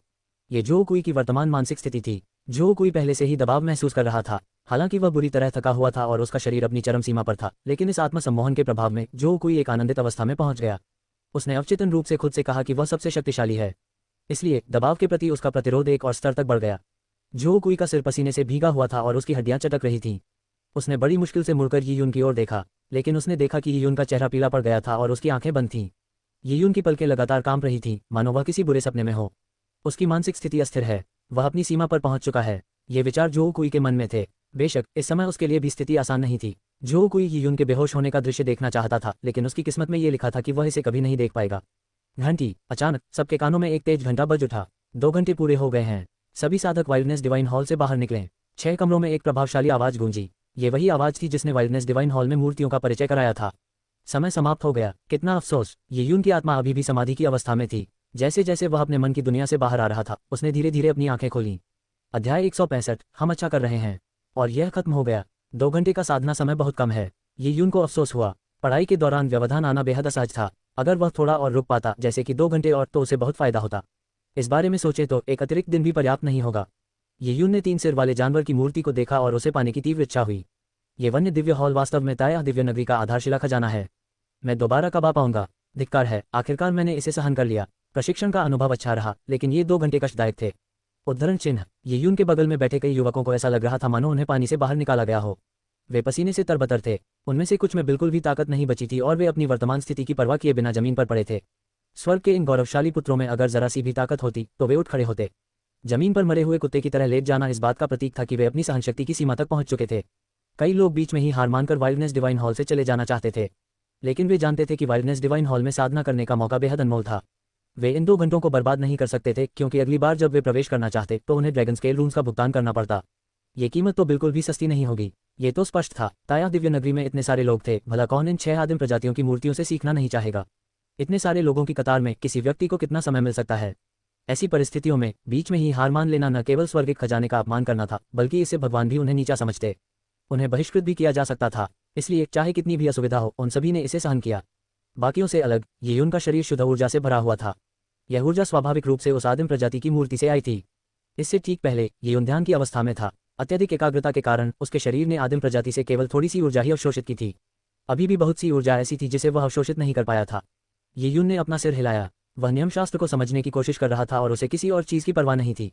आदिम प्रजाति की ऊर्जा को आत्मसात करने के लिए उसके पास समय नहीं था, क्योंकि इसके लिए समय और मानसिक संसाधनों दोनों की आवश्यकता थी। अगर वह ऐसा करता तो नई अंतर्दृष्टि प्राप्त करने के लिए समय नहीं बचता। वन्य दिव्य हॉल में बिताया गया समय बहुत कीमती था। वह आदिम प्रजाति की ऊर्जा को बिना चबाए ही निगल सकता था और बाद में उसे पचा सकता था, लेकिन चूंकि उसने इसे पूरी तरह से अवशोषित नहीं किया था, इसलिए यीयून का शरीर ऊर्जा के पोषण से और अधिक मजबूत हो सकता था। इस समय कई लोग लड़खड़ा रहे थे, लेकिन यीयून ऊर्जा से भरपूर महसूस कर रहा था। उसने लापरवाही से अपने माथे से पसीना पोंछा। पढ़ाई में पूरी तरह से ध्यान केंद्रित करने के कारण यीयून को बहुत पसीना आ रहा था। हे, क्या तुम्हें गर्मी लग रही है? इतना पसीना आ रहा है, लेकिन तुम वाकई अच्छे हो। आखिर तक खड़े रहकर तुमने मुझे हैरान कर दिया। यीयून जब अपना पसीना पहुंच रहा था, तभी उसके पीछे से एक आवाज आई। यीयून ने पीछे मुड़कर देखा और उस आवाज का स्रोत स्वाभाविक रूप से जो कुई था। जो कुई ने वास्तव में बहुत ऊर्जा खर्च की थी, लेकिन उसने बलपूर्वक पर्याप्त युवांची एकत्रित कर ली थी, जिससे वह अपना संयम और अच्छी छवि बनाए रखने में सक्षम रहा। वह अपनी खास शैली में लौट आया। उसने अपनी बाहों को अपनी छाती पर बांध लिया और अपने पैरों को फैलाकर खड़ा हो गया, मानो वह कह रहा हो, पिछले 2 घंटे मेरे लिए आसान थे। दरअसल जो कुई के लिए इस तरह का रूप बनाए रखना दूसरों की तुलना में पहले से ही बहुत अच्छा था। यीयून के लिए जो कुई एक बनावटी दिखावा कर रहा था, केवल बाहरी रूप से मजबूत लेकिन अंदर से कमजोर। यीयून ने अवाक होकर जो कुई की ओर देखा और अब उसे उससे कोई लेना देना नहीं था, न ही जो कुई को नीचा दिखाने में उसकी कोई रुचि थी। ऐसा इसलिए नहीं था कि यीयून बाकी दुनिया से अलग थलग रह रहा था, बल्कि जब से वह ताया दिव्य शहर आया और युवान फाउंडेशन क्षेत्र के प्रतिभाशाली लोगों को देखा, तब से यीयून के दृष्टिकोण का विस्तार हो गया था। अपने दृष्टिकोण के विस्तार के साथ उसने एक व्यापक दुनिया देखी, इसलिए यीयून और भी अधिक महत्वाकांक्षी हो गया। जो कोई अब यीयून का प्रतिद्वंदी नहीं रहा था। उसका निशाना वे लोग थे जो ताया दिव्य शहर में 3 से 4 साल तक रह चुके थे। ये लोग यान कियान, याओदाओ और यहाँ तक कि लुओ हुए और किन्हाउटिन थे। यीयून का लक्ष्य इन लोगों का पीछा करना और कम से कम समय में युवान फाउंडेशन क्षेत्र में प्रवेश करना था। यीयून दिव्य हॉल के मुख्य द्वार से बाहर निकल गई। ये जगह बहुत ही अद्भुत थी। इस जगह को छोड़ते हुए यीयून को अफसोस हुआ। भाई, आप ठीक हैं? जब यीयून दिव्य वन के हॉल से निकले तो एक मोटे ताजे युवक ने हाँफते हुए कहा। वह जू जिंग था, जिससे यीयून की मुलाकात दिव्य वन की यात्रा के दौरान हुई थी। इस समय उसके दोनों हाथ घुटनों पर थे और चेहरा पीला पड़ गया था। ऐसा लग रहा था जैसे उसने बहुत ऊर्जा खर्च कर दी हो। मैं ठीक हूँ, यीयून ने हाथ हिलाते हुए कहा। असल में उसके कनपटी में दर्द हो रहा था। हालांकि उसका शरीर ऊर्जा से भरपूर था, लेकिन यीयून ने अपनी मानसिक क्षमताओं का एक बड़ा हिस्सा खर्च कर दिया था। बैंगनी क्रिस्टल का उपयोग करके आदिम प्रजाति की मूर्ति से ऊर्जा अवशोषित करना आसान नहीं था। ग्रेट यान स्वर्ण मोहर और यीयून के निम्न स्तर के कारण आदिम प्रजाति की ऊर्जा को नियंत्रित करना कठिन था। ठीक वैसे ही जैसे कोई बच्चा हथौड़ा चलाते चलाते कुछ ही वार में अपने हाथों में दर्द महसूस करने लगता है। यीयून ने 2 घंटे तक ये सब सहन किया था, इसलिए उसकी मानसिक क्षमता पर बहुत अधिक दबाव पड़ा था। और ऋषियों से प्राप्त सत्यों को समझना यीयून की आत्मा के लिए एक बड़ी परीक्षा थी। भाई, आप तो बड़े आराम से हैं। आसपास देखिए। जू झेंग ने यीयून की पीठ थपथपाते हुए चारों ओर इशारा किया। कई लोगों की हालत खराब थी। उदाहरण के लिए सोंग जिजुन का चेहरा पीला पड़ गया था। इस समय वह यीयून का अभिवादन नहीं कर पा रहा था और ध्यान लगाकर अपनी सांसों को नियंत्रित करने की कोशिश कर रहा था। सोंग जिजुन की तरह कई अन्य लोगों को भी ऐसे ही परिणाम भुगतने पड़ रहे थे। जू झेंग को काफी अच्छा माना जाता था। गंजे आदमी ने अपनी बाहें मोड़ रखी थीं और लोगों के व्यवस्थित होने का इंतजार करते हुए चुपचाप बैठा रहा। थके होने के बावजूद उनमें से कुछ उत्साहित थे। कुछ लोगों में युवांची की थोड़ी सी मात्रा भी थी और अपनी लचीलापन दिखाने के लिए उन्होंने पहले प्राप्त लाभों पर चर्चा करने के लिए समूह बनाए। ये वाकई चुनौतीपूर्ण था। ताया दिव्य नगर के प्रथम नगर स्वामी द्वारा निर्मित साधना स्थल से यही उम्मीद थी। 2 घंटे की साधना में मैंने महसूस किया कि मेरी आत्मा बहुत मजबूत हो गई है, शिवानवु सेना के एक सदस्य ने हौंकते हुए कहा। हालांकि वह बुरी तरह थका हुआ था, उसके चेहरे पर मुस्कान थी, मानो वह कह रहा हो, मेरे पास अभी भी ऊर्जा बची है। जी हाँ, मेरा खून भी गाढ़ा हो गया है। दबाव दर्दनाक था, लेकिन इससे मेरा खून मजबूत हो गया। इसके बहुत सारे फायदे हैं। मैं सचमुच दोबारा हिस्सा लेना चाहती हूँ। मैं ये तो नहीं कह सकती कि मैं 2 घंटे और टिक पाऊंगी, लेकिन 1 घंटा तो जरूर टिक पाऊंगी। ये नौसिखिए एक दूसरे से आगे निकलने की कोशिश में अपनी बढ़ाई करते रहे और अपने चेहरे पर थप्पड़ मारकर खुद को मोटा दिखाने का प्रयास करते रहे। ये बयान देने वाले लोग अधिकतर शुवानवु सेना के सदस्य थे। ये कहना आवश्यक है कि शुवानवु सेना अपनी शारीरिक शक्ति के लिए प्रसिद्ध थी, इसलिए दबाव में उनका प्रतिरोध जिनलॉन्ग वेई के सदस्यों की तुलना में अधिक मजबूत था। जिनलॉन्ग वेई के कई सदस्यों में बोलने की भी ताकत नहीं थी, इसलिए वे चाहकर भी दिखावा नहीं कर सकते थे। एक क्षण के लिए शुवानवु सेना ने बाकी सभी को पीछे छोड़ दिया। वे जानबूझकर गंजे आदमी के सामने अपनी ताकत का प्रदर्शन करना चाहते थे ताकि शुवानवु सेना की शक्ति और साथ ही अपनी व्यक्तिगत शक्ति को भी साबित कर सकें। अगर वे गंजे आदमी को प्रभावित कर देते तो इससे उनके भविष्य के विकास में लाभ होता। 13 साल के इन बच्चों का अभिनय देखते हुए गंजे आदमी ने मुस्कुराते हुए अपनी ठुड्डी पर हाथ फेरा। उसके चेहरे पर एक स्पष्ट निशान था। उसकी मुस्कान के कारण निशान विकृत होकर रेंगते हुए छोटे सांप जैसा दिखता था। ये यून ने ये देखा और उसे एक अनहोनी का आभास हुआ। इस गंजे आदमी की मुस्कान द्वेषपूर्ण लग रही थी। मुस्कुराता हुआ बाघ, ये यून ने चुपचाप आकलन किया। यह मुस्कान उसे पहले भी देखी हुई सी लग रही थी। जब वह स्कूल में था तो उसकी पुरानी दुनिया में कुछ ऐसे ही मुस्कुराते चेहरे वाले कक्षा शिक्षक हुआ करते थे। जब भी ये यून ऐसी मुस्कान देखता तो उसे ठंडक महसूस होती, क्योंकि इसका आमतौर पर मतलब होता था कि आगे ढेर सारे अभ्यास और कार्य सौंपे जाने वाले हैं। प्रशिक्षण अच्छा रहा, गंजे आदमी ने मुस्कुराते हुए कहा। प्रशिक्षक किनको रिपोर्ट कर रहे हैं? हम अच्छा प्रदर्शन कर रहे हैं। जो कुई ने कान फाड़ देने वाली और दमदार आवाज में मानक प्रणाम किया। शुवानवु सेना के अन्य सदस्यों ने भी चिल्लाकर कहा, बहुत बढ़िया। सेनाओं में युद्ध भावना को लेकर विशेष ध्यान रखा जाता था, इसलिए चाहे वर्तमान संख्या की रिपोर्ट देनी हो, आदेश चिल्लाकर देने हो या वरिष्ठों को जवाब देना हो, आवाज बुलंद, ऊंची और शक्तिशाली होनी चाहिए थी। लेकिन ये उनका अनुमान था कि उस चीख मात्र से ही जो कुई ने अपनी पहले से प्राप्त की गई सारी युवांची ऊर्जा को जला दिया था। ये यून ने जो कुई को सहानुभूति भरी नजरों से देखा। शायद इस लड़के को पता नहीं था कि उसका क्या अंजाम होने वाला है। अभी भी हौसला बुलंद है। बहुत बढ़िया। गंजे आदमी ने सिर हिलाया और संतुष्ट सा लग रहा था। तो उठो और मेरे साथ स्कूल के मैदान में चलो। स्कूल का मैदान? जो कुई एक पल के लिए स्तब्ध रह गया। हम स्कूल के मैदान में किस लिए जा रहे हैं? कुछ खास नहीं, बस कुछ बुनियादी प्रशिक्षण, जैसे भारित स्क्वैट्स, फ्रॉग जंप, संगीन अभ्यास आदि। ये बहुत ही आरामदेह होगा, गंजे आदमी ने सहज लहजे में कहा। ये सुनकर ये यून का चेहरा भावहीन हो गया। बुनियादी प्रशिक्षण? बहुत आरामदायक? ओह, तो ये बेसिक ट्रेनिंग है। बढ़िया। जो कुई तुरंत मान गया। थकावट के बावजूद उसमें बेसिक ट्रेनिंग करने की कुछ ताकत बची थी। जो कुई की स्थिति शायद बेहतर हो, क्योंकि शुवानवु सेना के बाकी सभी सदस्यों ने जानबूझकर थूक का एक घूंट निगल लिया। उनकी वर्तमान स्थिति में बुनियादी प्रशिक्षण देना काफी मुश्किल होगा। कोई बात नहीं, हमसे भी बदतर हालत में लोग हैं। शुवानवु सेना के एक सदस्य ने अपनी आंखों से ही यून, सोंग जिजुन और अन्य लोगों की ओर इशारा किया। जिनलॉन्ग वेई तो बस दिखावटी लोग हैं। आमने सामने की कड़ी मर्दाना ट्रेनिंग में वे हमसे कहीं बेहतर नहीं हैं। बाकी लोग तो पीछे खड़े हैं, इसलिए चिंता की कोई बात नहीं। उन्हें देखो, लगता है उन्हें अपने हथियार स्कूल के मैदान तक ले जाने में भी दिक्कत होगी। जब मनुष्य बाघों द्वारा पीछा किए जाते थे तो उन्हें बाघ से तेज दौड़ने की आवश्यकता नहीं होती थी। सबसे धीमे मनुष्य से तेज दौड़ना ही पर्याप्त होता था। ठीक है, हमें बस उनसे ज्यादा मजबूत होने की जरूरत है। ये सोचकर शुवानवु सेना के सदस्यों ने राहत की सांस ली। वे गंजे आदमी के पीछे पीछे ताया डिवाइन सिटी के स्कूल परिसर की ओर चल पड़े। अध्याय 166 बुनियादी प्रशिक्षण। इस समय जिनलॉन्ग वेई के कई सदस्य मन ही मन पीड़ा झेल रहे थे। वे तकनीकों में तो कुशल थे, लेकिन ताकत के मामले में वे शुवानवु सेना से बिल्कुल भी तुलना नहीं कर सकते थे, जो अपनी ताकत के लिए प्रसिद्ध थी।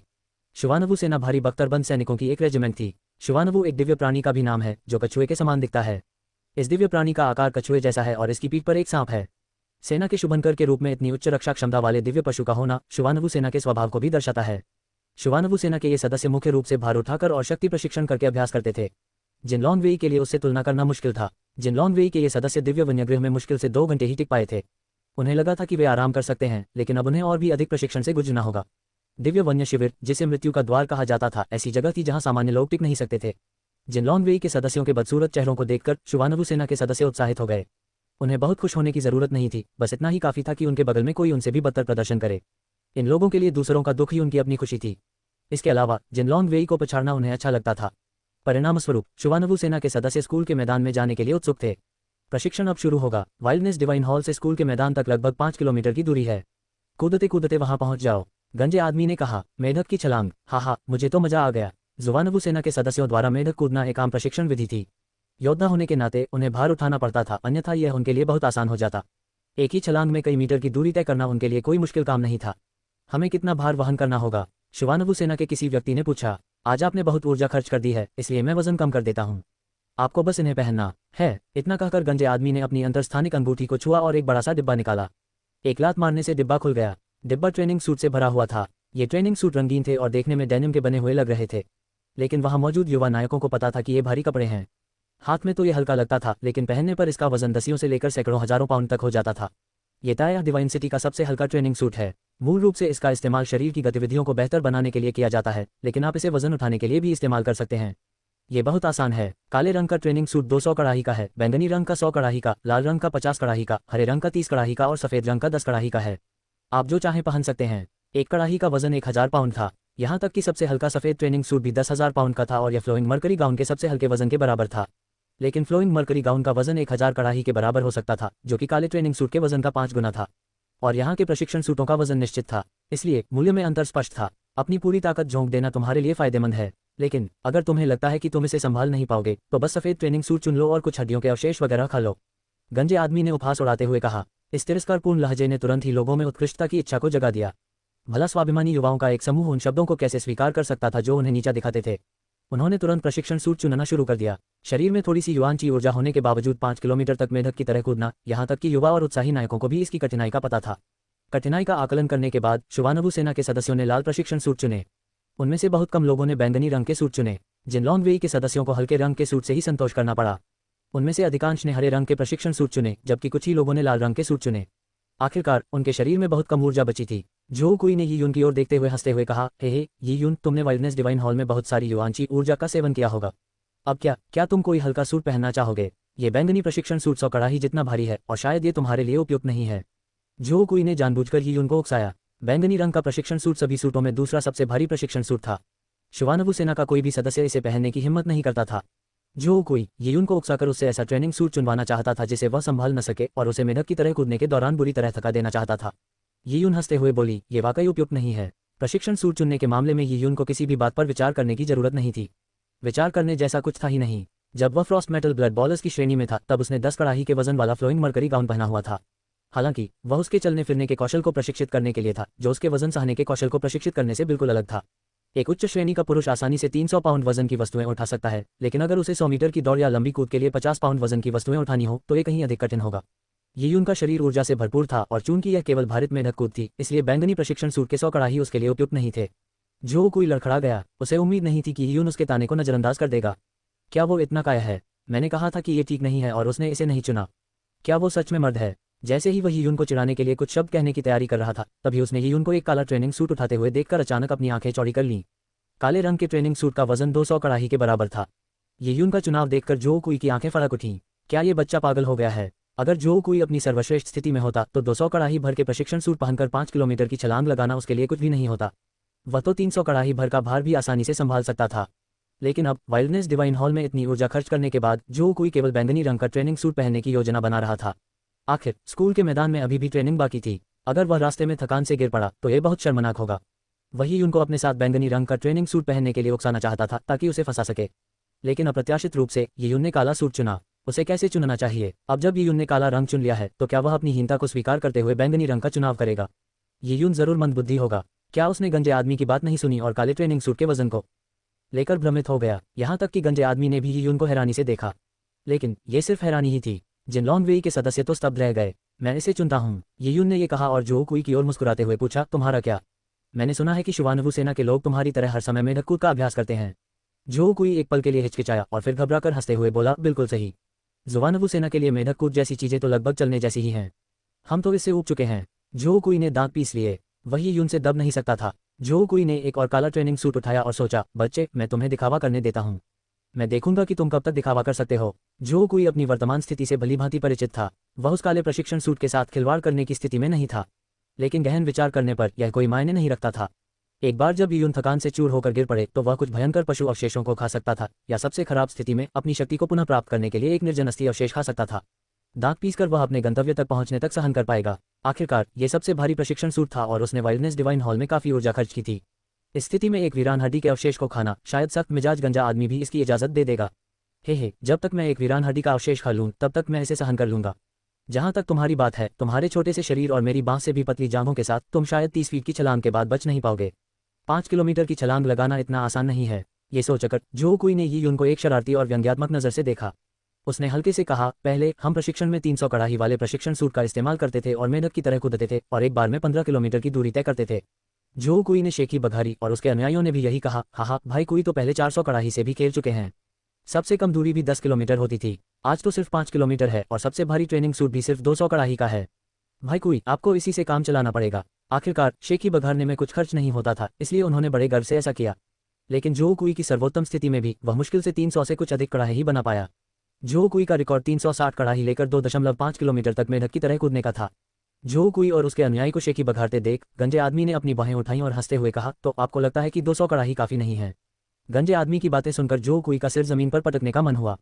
वह अपने चेले को थप्पड़ मारना चाहता था। आखिर उसने इतना बड़ा मुंह क्यों खोला? अगर आपको लगता है कि यह काफी नहीं है तो आप 2 पीस पहन सकते हैं। गंजे आदमी ने डिब्बे की ओर इशारा करते हुए शांत भाव से कहा। जो कुई 2 बार रूखी हंसी हंसा। जैसे ही वह अपनी हार स्वीकार करते हुए कुछ कहने ही वाला था, उसने देखा कि यून हौंकते हुए एक लाल रंग का ट्रेनिंग सूट उठा रहा है और उसे अपने शरीर पर पहन रहा है। जो कुई का दम घुटने लगा। उसने अपना मुंह खोला और अविश्वास भरी नजरों से यून को देखा। क्या इस बच्चे का दिमाग ठीक से काम कर रहा है? काले रंग के 200 कड़ाहे और लाल रंग के 50 कड़ाहे मिलाकर कुल 250 कड़ाहे हो गए। दरअसल यह आभासी वजन था। यून ने चुपके से बहते पारे के गाउन का वजन 50 कड़ाही के बराबर कर दिया था, जिससे कुल वजन 300 कड़ाही हो गया था। यून का अनुमान था कि यही उसकी सीमा है। अगर वह सचमुच इसे सहन नहीं कर पाता तो वह बहते पारे के गाउन का वजन थोड़ा कम कर सकता था। शक्ति की तुलना में यून अपनी चरम अवस्था में भी जो कुई को नहीं हरा सकता था। इस समय जो कुई का चेहरा ऐसा लग रहा था मानो उसने एक पौंड आसनिक खा लिया हो। उसे समझ नहीं आ रहा था कि क्या कहे। ये बच्चा ये कैसी पागलपन वाली हरकतें कर रहा है? वाइल्डनेस डिवाइन हॉल की कठिनाइयों को सहने के बाद भी क्या वह 5 किलोमीटर की दूरी को पार करने के लिए 250 कड़ाही का सामना कर रहा है? जो कोई अब अटल रूप से प्रतिबद्ध हो चुका था। कई लोग उसे देख रहे थे। जिनलॉन्गवेई के सदस्य, शुवानवु सेना के सदस्य और गंजा आदमी मुस्कुराते हुए जो कुई को देख रहे थे। जो कुई को ऐसा लगा जैसे उसका दिल कीचड़ से सने खुरों वाले 10,000 सींग वाले जानवरों के झुंड में फंस गया हो। वे उसे कुचल रहे थे, यहाँ तक कि उसके मुंह से खून की उल्टी निकल आई। उसने दांत पीसते हुए डिब्बे से एक लाल प्रशिक्षण सूट निकाला। काले और लाल रंग के कुल मिलाकर 250 कड़ाहे। जो कुई के चेहरे पर एक नस उभर आई। क्या वह मुझे चुनौती देकर अपनी जान जोखिम में डाल रहा है? उसने यीयून की तरफ देखा। उसे शक था कि यह लड़का यीयून जानबूझकर उसके साथ शरारत कर रहा है। क्या वह 250 कड़ाही भर के ट्रेनिंग सूट पहन भी सकता है? अगर यीयून ऐसा नहीं कर सका तो उसे यीयून के पागलपन भरे नक्शे कदम पर चलने की जरूरत नहीं थी। लेकिन यीयून पहले ही लाल ट्रेनिंग सूट पहन चुकी थी और अब बस काला वाला पहनने ही वाली थी। अध्याय 167 मेढक कूद। कई लोग यीयून को देख रहे थे। 2 ट्रेनिंग सेट चुनना बहुत चौंकाने वाला था, लेकिन अगर यीयून उन्हें पहन ही नहीं पाती तो यह एक बड़ा मजाक होता। यीयून ने काले रंग का ट्रेनिंग सूट अपने सिर पर डाला और अपनी दोनों भुजाओं को आस्तीनों में से निकाल लिया। प्रशिक्षण सूट पहनते ही प्रक्रिया शुरू हो गई। यीयून को तुरंत लगा कि उसका शरीर नीचे धंस रहा है। 250 कड़ाही और बहते पारे के गाउन की 50 कड़ाही का भार अब यीयून के शरीर पर पड़ रहा था। इतना भारी वजन होने के कारण हर कदम पर जमीन धंसती जा रही थी। ताया दिव्य शहर की सड़कें विशेष सामग्रियों से बनी थीं। इनका निर्माण योद्धाओं के प्रशिक्षण को ध्यान में रखते हुए किया गया था, अन्यथा ये सड़कें बहुत जल्दी नष्ट हो जाती। उसने सचमुच इसे पहना था। जो कुई की आंखें फड़क उठीं। उसने एक ऐसा दृश्य देखा जिसे वह बिल्कुल नहीं देखना चाहता था। उसे यह स्वीकार करना पड़ा कि उसने इस बच्चे को कम आंका था। लेकिन अगर उसके पास वह क्षमता होती भी तो वह कितने समय तक टिक पाता? इससे पहले वाइल्डनेस डिवाइन हॉल में बिताए 2 घंटों में जो कुई ने अपनी इतनी ऊर्जा खर्च कर दी थी कि यह असंभव था कि यीयून ने अपनी कोई भी ऊर्जा खर्च न की हो। जो कुई ने दांत पीसते हुए दोनों ट्रेनिंग सूट पहन लिए। जैसे ही उसने इसे पहना उसे अपने दोनों पैर भारी लगने लगे। साथ ही उसे अपने शरीर में युआनची की कमी महसूस होने लगी। इतने भारी ट्रेनिंग सूट पहनकर मेढक कूदना, ये तो तय था कि वह ज्यादा देर तक टिक नहीं पाएगा। अगर मैं सचमुच इसे सहन नहीं कर पाया तो मैं तब तक इंतजार करूंगा जब तक यीयून थकान से गिरना पड़े, फिर मैं लाल ट्रेनिंग सूट उतार दूंगा। जो कुई ने ऐसी योजना इसलिए बनाई क्योंकि यीयून के कुछ कदमों से ज्यादा छलांग लगाने की संभावना नहीं थी। मेढक की तरह कूदना शुरू करो। गंजे आदमी ने आदेश दिया और सभी लोग कूदने लगे। कई लोग यीयून पर ध्यान दे रहे थे, विशेषकर शुवानवु सेना के लोग। वे सभी यीयून को प्रशिक्षण सूट के 2 सेटों से गिरते हुए देखने का इंतजार कर रहे थे। हम देखेंगे, 250 कड़ाहे तुम्हारे घुटने कुचल देंगे, कुछ लोगों ने द्वेषपूर्ण भाव से सोचा। उन 100 लोगों में से यीयून पहले कुछ लोगों में से एक था। उसने गहरी सांस ली और घुटनों के बल बैठकर छलांग लगा दी। धमाका! 300 कड़ाही के वजन से जमीन भी हल्की सी कांप उठी। मेढक की तरह कूदने की प्रक्रिया में यीयून अपने शरीर की प्रत्येक मांसपेशी में कंपन महसूस कर सकता था। यीयून 300 कड़ाही जितना भार सहन कर सकता था। इस भार के कारण यीयून की मांसपेशियों में हल्की ऐंठन भी हो रही थी। उसके शरीर के जोड़ भी एक दूसरे से बुरी तरह टकरा रहे थे। यीयून को ऐसा महसूस हो रहा था मानो उसने जो ट्रेनिंग सूट पहन रखे हों वे उसके शरीर पर भारी हथौड़े की तरह प्रहार कर रहे हों। और इस अद्भुत प्रक्रिया ने आदिम प्रजाति की उस ऊर्जा को, जिसे उसने पूरी तरह से अवशोषित नहीं किया था, उसके मांस और रक्त में समाहित कर दिया। इसने उसके रक्त को पोषण दिया, उसकी मांसपेशियों को मजबूत किया और उसकी नसों को चौड़ा किया। यह एहसास बहुत ही आरामदायक था। आदिम प्रजातियों की ऊर्जा कोई मामूली बात नहीं है। यीयून का शरीर गर्म हो गया। ऐसा लगा जैसे उसके दांतियान में आग लग गई हो। आदिम प्रजाति की ऊर्जा यीयून की नसों में दौड़ गई, जिससे उसका रक्त प्रवाह तेज हो गया। उसके सभी जोड़ किसी जलती हुई आग की तरह चटकने लगे। यीयून बार बार उछलकर जमीन पर उतरता रहा। उसने गहरी सांस ली और उसके कदम स्थिर हो गए। उसे ये भी महसूस हुआ कि आदिम प्रजाति की ऊर्जा के पोषण से उसकी शक्ति लगातार बढ़ रही है। जब वह अपनी अधिकतम क्षमता पर व्यायाम कर रहा था तब आदिम प्रजाति की ऊर्जा तेजी से अवशोषित हो रही थी। जल्द ही यीयून 10 से अधिक बार कूद चुका था। वह लड़खड़ाता हुआ नहीं लग रहा था, बल्कि वास्तव में वह और अधिक सहज होता जा रहा था। ये क्या बकवास है? शुवानवु सेना के लोग हक्का बक्का रह गए। जो कुई तो और भी ज्यादा अचंभित था। वे मेहनत कूद प्रशिक्षण के विशेषज्ञ थे। यियुन के उड़ान भरने और उतरने के तरीके से ही वे समझ गए थे कि यियुन खुद पर जोर नहीं लगा रहा था, बल्कि वह वास्तव में 250 कड़ाही जितना वजन संभाल सकता था। हो सकता है कि यियुन की ताकत ज्यादा देर तक न टिक पाए, लेकिन इस स्थिति में वह आसानी से छलांग लगाकर पहले 30 फीट की दूरी आसानी से तय कर सकता था। जो कुई की पलकें फड़क उठीं। उसे ऐसा लगा जैसे उसका पेट मरोड़ रहा हो। जहां तक शुवानवु सेना के सदस्यों की बात है, उन्होंने एक घूंट लार ली और उन सभी के चेहरे पर कब्ज के भाव थे। ये कैसे संभव हो सकता है? इस बच्चे की सहनशक्ति इतनी अच्छी है। वाइल्डनेस डिवाइन हॉल में 2 घंटे बिताने के बाद भी उसमें इतनी ताकत बची हुई है। भाई कुई, हमें क्या करना चाहिए? किसी ने पूछा। हम क्या कर सकते हैं? उसके पीछे कूद पड़े। मैं यह मानने को तैयार नहीं कि मैं उससे ज्यादा देर तक सहन नहीं कर सकता। जो कुई ने हिम्मत जुटाई और गहरी खाट में बैठ गया। वह अपनी बची हुई युआन शक्ति से 250 कड़ाही के भार के साथ मेंढक की तरह उछल कूद ही कर सकता था। अब बस यही देखना बाकी था कि उनमें से कौन ज्यादा देर तक टिक सकता है। हाँ, भाई कुई सही कह रहे हैं। ये बच्चा भाई कुई को बिल्कुल नहीं हरा सकता। भाई कुई तो 2.5 किलोमीटर की छलांग लगाने के लिए लगभग 400 कड़ाही भी सहन कर सकते हैं। 250 कड़ाही की तो बात ही छोड़िए। भाई कुई, उसे मार डालो, हम तुम्हारा साथ देंगे। जो कुई के अनुयायी जो कुई पर पूरी तरह आश्वस्त थे। जो कुई ने गहरी सांस ली और माथे की नसें फूलते हुए वह गहरे आसन में बैठ गया और कूद गया। जो कुई को ऐसा लग रहा था मानो कोई बड़ा पहाड़ उसके घुटनों पर दबाव डाल रहा हो। मेंढक की तरह कूदने में घुटनों पर सबसे ज्यादा दबाव पड़ता है। अगर कोई पर्याप्त मजबूत न हो तो उसके घुटनों में चोट लग सकती है। इस प्रकार यियुन आगे थी और जो कुई पीछे। जो कुई यियुन की पीठ को घूरती रही और उसके ठीक पीछे पीछे चलती रही। वही यियुन के चेहरे के भाव नहीं देख पा रहा था। उसे यियुन की हरकतों को देखकर ही अंदाजा लगाना था कि क्या वह अपनी सीमा के करीब पहुंच रहा है। कई बार किसी लक्ष्य का अनुसरण करने से व्यक्ति को बहुत लंबे समय तक दृढ़ रहने में मदद मिल सकती है। उदाहरण के लिए, लंबी दूरी की दौड़ प्रतियोगिता में दूसरे स्थान पर आने वाला धावक पहले स्थान पर आने वाले धावक के पीछे आ सकता है और उस पर कम दबाव होगा। ये जो कुई की योजना थी। उसे अपनी क्षमताओं पर पूरा भरोसा था। शारीरिक बल और मनोवैज्ञानिक बढ़त के बल पर उसके हारने का कोई चांस ही नहीं था। लेकिन समय बीतने के साथ साथ यियुन लगातार प्रगति कर रहा था। उसकी प्रगति के दौरान आदिम प्रजाति की ऊर्जा निरंतर यियुन को परिष्कृत कर रही थी और उसके रक्त और मांस में समाहित हो रही थी। इस अत्यंत शुद्ध ऊर्जा ने उन्हें भाग्य के विरुद्ध जाने की क्षमता प्रदान की। जैसे जैसे यियुन उछलता गया, उसके शरीर का तापमान बढ़ता गया। उसके शरीर में ऊर्जा का एक तीव्र प्रवाह उत्पन्न हुआ था जिसे खर्च करना आवश्यक था, अन्यथा वह फट जाता। इस ऊर्जा के प्रभाव से यियुन ने और भी अधिक शक्ति से छलांग लगाई। उसे ऐसा महसूस हो रहा था मानो उसके शरीर में एक भयंकर दिव्य बाग पल रहा हो। उसके भीतर असीम ऊर्जा थी जिससे वह कई फीट और ऊंचा कूदना चाहता था। अंततः यियुन को लगा कि 300 कड़ाही अपर्याप्त हैं। शुरुआत में यियुन की सीमा 300 कड़ाही थी, लेकिन अब 300 कड़ाही भी यियुन के शरीर में प्रवाहित हो रही आदिम प्रजाति की ऊर्जा को दबा नहीं पा रही थी। थोड़ा ध्यान लगाने पर फ्लोइंग मरकरी गाउन का वजन 30 कड़ाही के बराबर और बढ़ गया।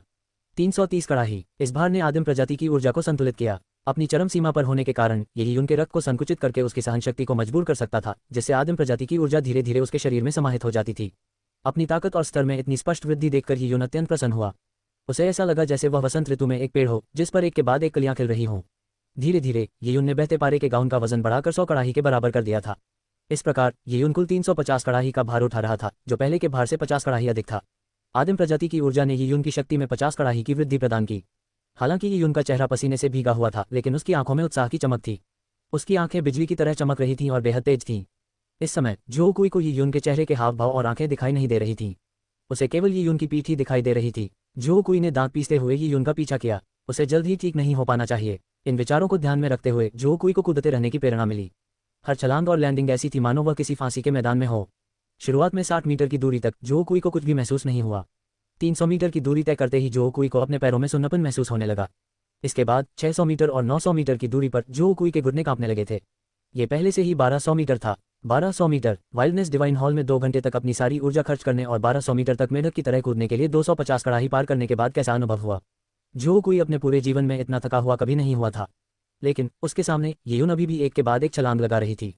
जो कोई पागल हो रहा था। आखिर वो कैसे टिका हुआ है? क्या गलत हो गया? जो कोई को उम्मीद थी कि यियुन हर सांस के साथ लड़खड़ाएगा, लेकिन उसने देखा कि यियुन लगातार आगे की ओर छलांग लगा रहा था, मानो उसे थकान महसूस ही न हो। यियुन की गति धीमी थी और प्रत्येक छलांग में उसके द्वारा तय की गई दूरी आश्चर्यजनक रूप से एक समान थी। जो कोई ने गहरी सांसें लेने के लिए अपना मुंह खोला, पसीना उसकी आंखों में रिस रहा था। 1200 मीटर के बाद ये 1500 मीटर था। जो कोई के शरीर में युआन क्यूई की कमी थी और उसे चक्कर आ रहे थे। वो बच्चा लड़खड़ाने लगा होगा, मैं पहले से ही बहुत थकी हुई हूँ। वो तो बस किसी तरह इसे सह रहा है। मुझे बस थोड़ा और सहन करना होगा, और इतना काफी होगा, इतना काफी होगा। जो कोई खुद को सांत्वना देने के लिए सम्मोहन कर रहा था, लेकिन जब उसने पसीने से भीगी अपनी आंखें खोली तो करीब से देखने पर उसे विश्वास नहीं हुआ कि यियुन की पीठ उससे और दूर होती जा रही थी। फिर भी यियुन बिना थके बार बार उछलता रहा। ऐसा लग रहा था मानो वह दुनिया के छोर तक छलांग लगाने जा रहा हो।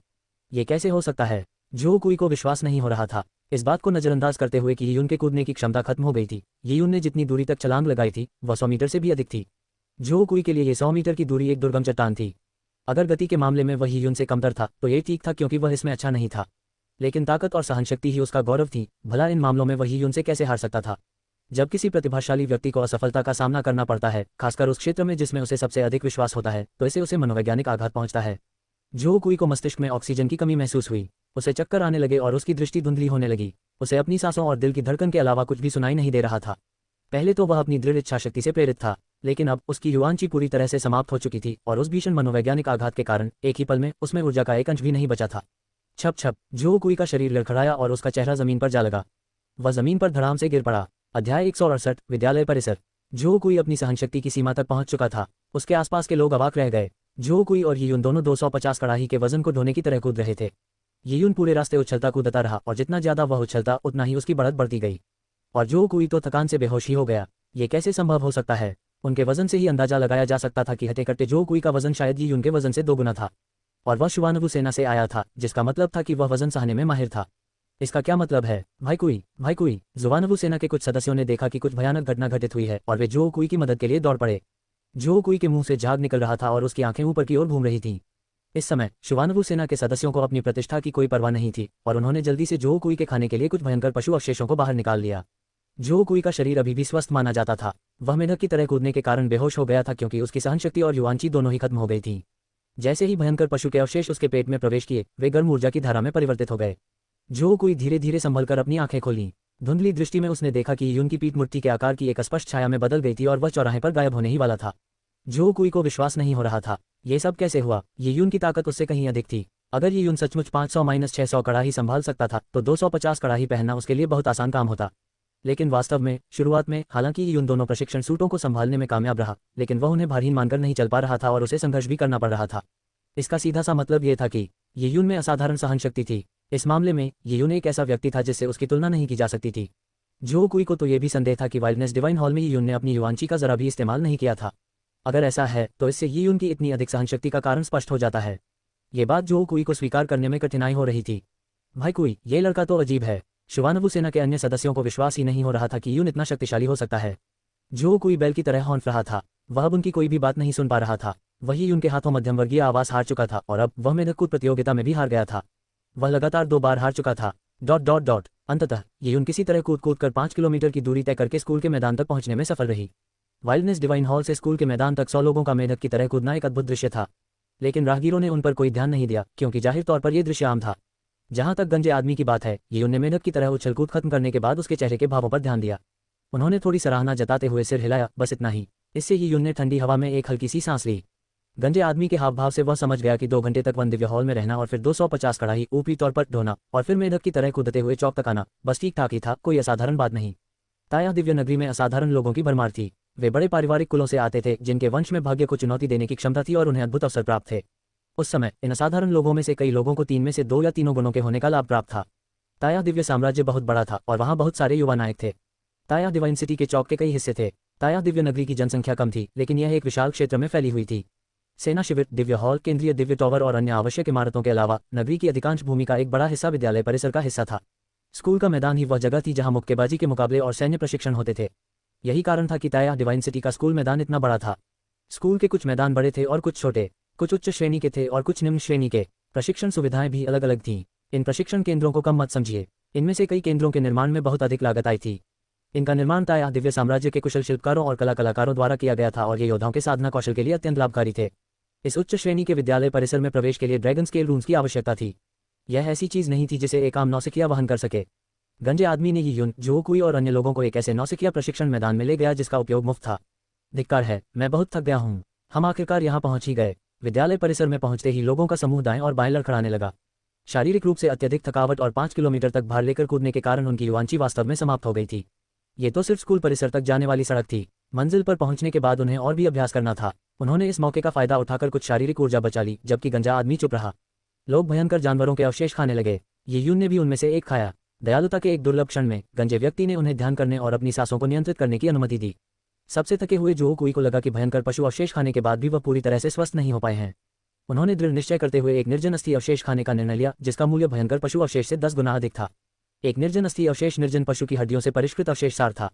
यह एक योद्धा को अपने स्तर में उन्नति करने में सक्षम बना सकता था, लेकिन फिलहाल जो कोई इसका उपयोग केवल अपनी ऊर्जा पुनः प्राप्त करने के लिए कर रहा था। ये सोचकर जो कुई का दिल दर्द से लाल हो गया। जो कुई भले ही एक धनी परिवार का पुत्र था, लेकिन उसका परिवार ताया शाही परिवार के मुकाबले महत्वहीन था। अपनी ऊर्जा को पुनः प्राप्त करने के लिए एक वीरान अस्थि अवशेष का उपयोग करना उसके लिए अत्यंत हृदय विदारक था। लेकिन अब उसके पास कोई विकल्प नहीं था। ये यून ने उसे घेर लिया था। मेढक कूद प्रतियोगिता में वही यून से हार गया था, और अब विद्यालय के मैदान में होने वाली साधना के लिए वह दोबारा हार नहीं सकता था। जो कुई ने जबरदस्त शक्ति जुटाई और यीयून को पछाड़ देने का दृढ़ निश्चय किया। स्कूल का मैदान काफी चौड़ा था। ये चारों दिशाओं में लगभग 200 मीटर तक फैला हुआ था। स्कूल के मैदान के एक तरफ कई लोहे की छड़ें और काले लोहे के रोलर लगे हुए थे। इनका उपयोग भारयुक्त स्क्वैट्स और फ्रॉग जंप करने के लिए किया जाता था। ये काले लोहे की वस्तुएं बेहद भारी थीं। हथेली के आकार का एक टुकड़ा भी घोड़े को कुचलने के लिए काफी था। इन धातु के रोलर्स के बगल में लोहे के ठूंठ और कठपुतलियां थीं। इनका उपयोग व्यक्ति के मुखों और लातों को प्रशिक्षित करने के लिए किया जाता था। दूसरी ओर बेर के फूलों से बने खंभे थे। ये खंभे साधारण नहीं थे। एक सामान्य खंभे की ऊपरी सतह सपाट होती थी, जिस पर कोई भी स्थिर रूप से खड़ा हो सकता था। लेकिन ताया डिवाइन सिटी में इस्तेमाल होने वाले बेर के फूलों से बने खंभों के ऊपरी सिरे गोल और नुकीले होते थे। इन पर खड़े होने से पैरों में दर्द हो सकता था। ऐसे में इन पर तेजी से और जटिल करतब दिखाना तो दूर की बात थी। इन सब के अलावा यीयून ने दिव्य राजधानी जिन लॉन्ग वेई के फ्रॉस्ट मेटल ब्लड बॉलर सरनी के समान कुछ देखा। इसका उपयोग भी किसी व्यक्ति के गति कौशल को प्रशिक्षित करने के लिए किया जाता था। लेकिन सबसे खास बात स्कूल परिसर के बीचों बीच स्थित धातु की दीवार थी। ये धातु की दीवार लगभग 10 मीटर ऊंची और 30 मीटर लंबी थी। ये किसी अज्ञात धातु से बनी थी और इस पर चौंकाने वाले निशान खुदे हुए थे। ध्यान से देखने पर पता चलता है कि वे निशान कृपाण, तलवार, भाले, हथौड़े आदि के द्वारा छोड़े गए थे। ये स्पष्ट रूप से हथियारों के निशान थे।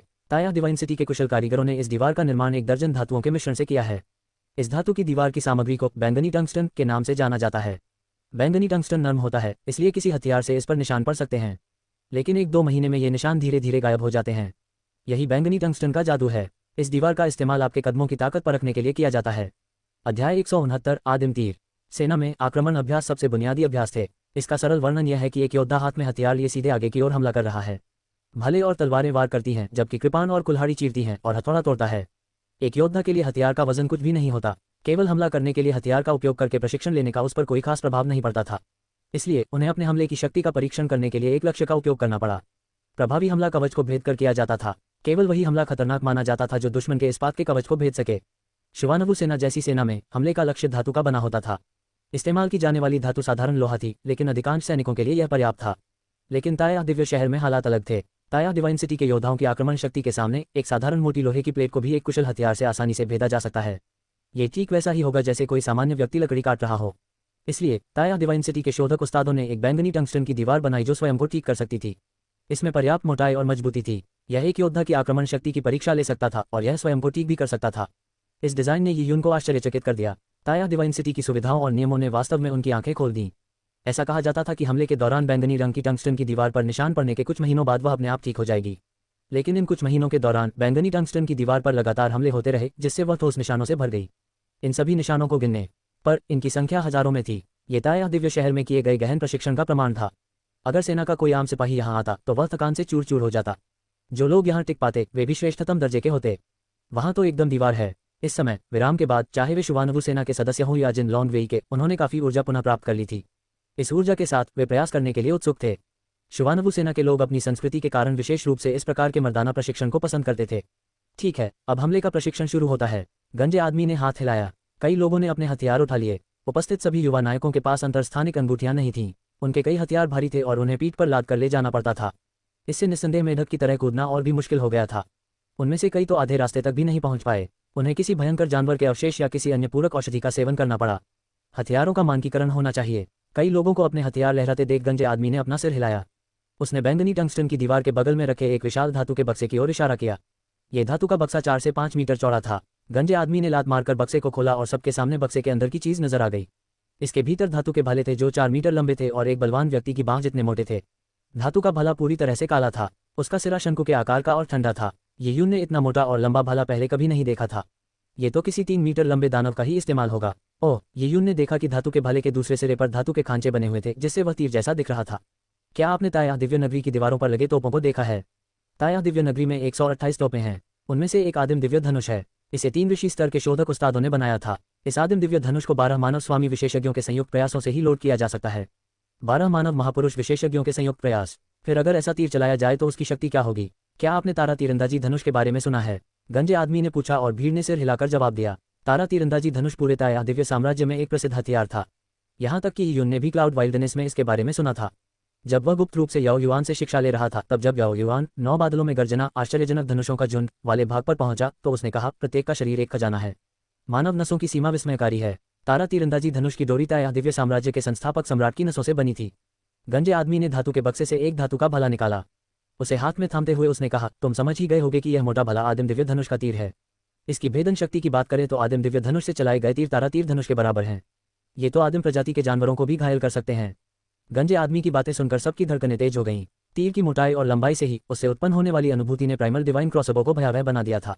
लेकिन ये कहना पड़ेगा कि स्टार शूटिंग बहुत ज्यादा डरावना था। 12 मानव स्वामियों की संयुक्त शक्ति से ही आदिम दिव्य धनुष को प्रत्यंचा जा सकता था, इसलिए इसके उपयोग पर कई प्रतिबंध थे। और जिस तरह से उस गंजे व्यक्ति ने बताया, उससे लगता है कि भेदन शक्ति के मामले में आदिम दिव्य धनुष केवल तारा तीर धनुष के बराबर था। स्टार शूटिंग बो की बात करें तो ये केवल भेदन शक्ति के बारे में नहीं था। स्टार शूटिंग बो से निकलने वाले तीरों में स्वर्ग, पृथ्वी, युवांची और नियमित सत्य समाहित थे। इसकी शक्ति का विस्फोट आदिम दिव्य धनुष से भी कहीं अधिक था। बेशक स्टार शूटिंग बो को खोलने के लिए कम से कम एक मानव ऋषि होना आवश्यक था। इसी कारण यह आदिम दिव्य क्रॉसबो का उपयोग करने के लिए मानव स्वामियों के संयुक्त प्रयास से अतुलनीय था। आज हम इनका इस्तेमाल हमले के अभ्यास के लिए करेंगे। ये कहते हुए गंजे आदमी ने लापरवाही से 4 मीटर लंबे मोटे धातु के तीर को बैंगनी टंगस्टन की दीवार पर एक तीखी आवाज के साथ फेंक दिया। डिंग, एक स्पष्ट धातुई ध्वनि गूंजी। तीर की पूंछ के कंपन से कान के पर्दे सुन्न हो गए। ये दृश्य देखकर सबने एक ठंडी हल्की सांस ली। उसने इसे इतनी आसानी से फेंका था मानो किसी केक में चॉपस्टिक घुसा दी हो। क्या तुम खुद को साबित नहीं करना चाहते? आगे आओ, एक भला उठाओ और बिना सोचे समझे उसे धातु की दीवार में घुसा दो।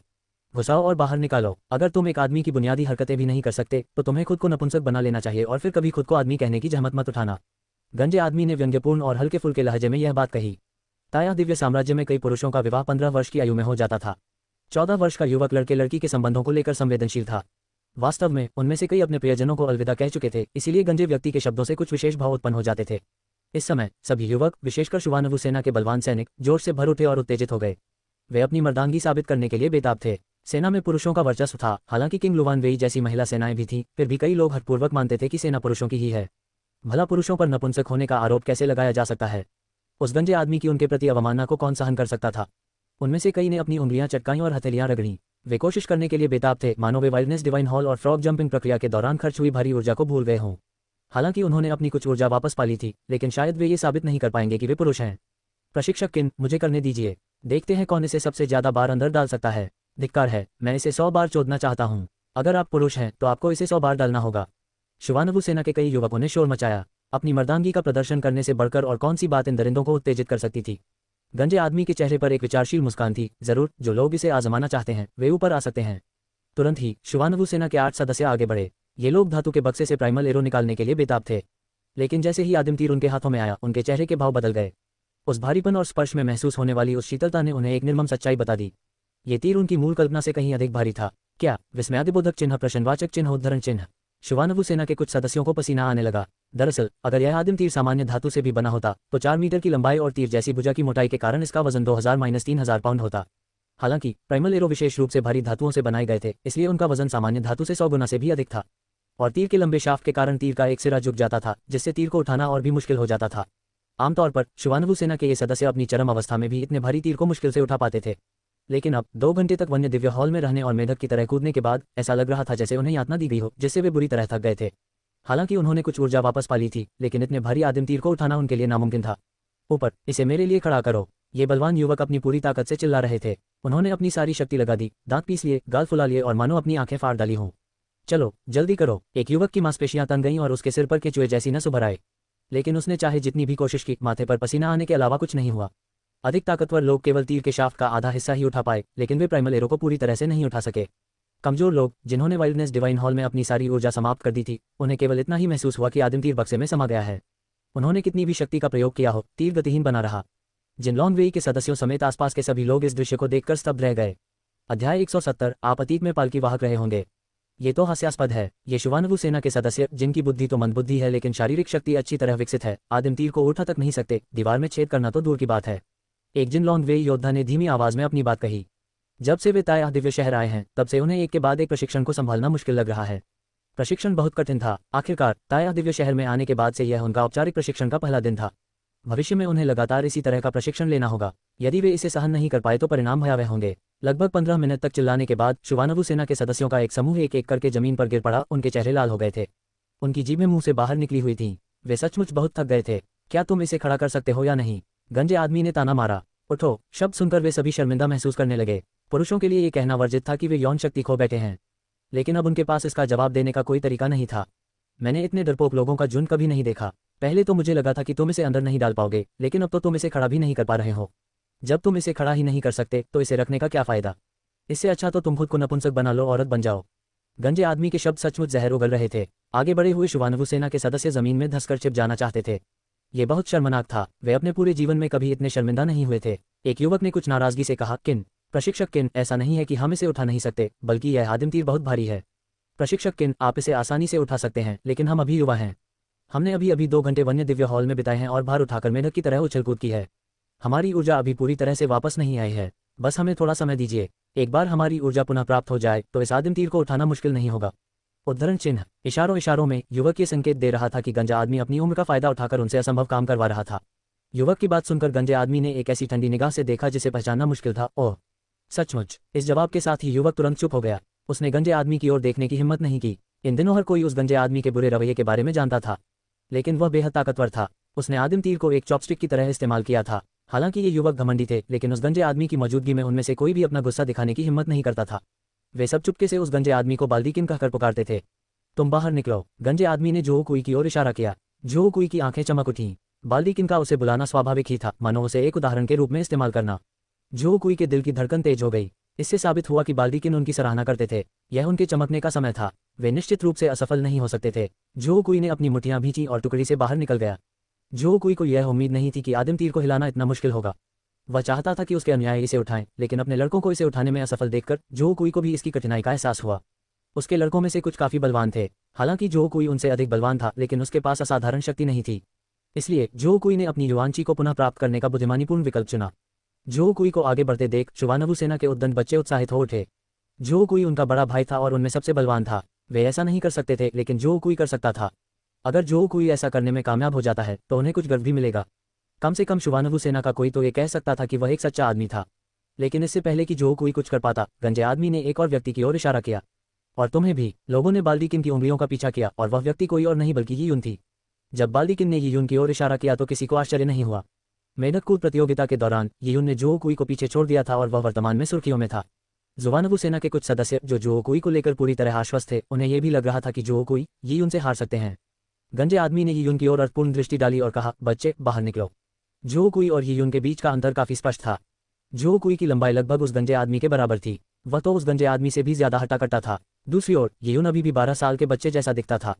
उस 4 मीटर लंबे आदिम तीर की तुलना में 3 यीयुन मिलकर भी उस आदिम तीर के डंडे से केवल 1 फुट ही लंबे होते। यीयुन अपनी लंबाई की समस्या को लेकर बेबस था। विशाल जंगल से आए बच्चे बाद में अधिक लंबे हो जाते थे क्योंकि उन्हें पर्याप्त पोषण नहीं मिल पाता था। अब यीयुन का पोषण स्तर आखिरकार संतुलित हो गया था। हर सुबह जब वह उठता तो उसे अपने जोड़ों में चटकने की आवाज सुनाई देती थी।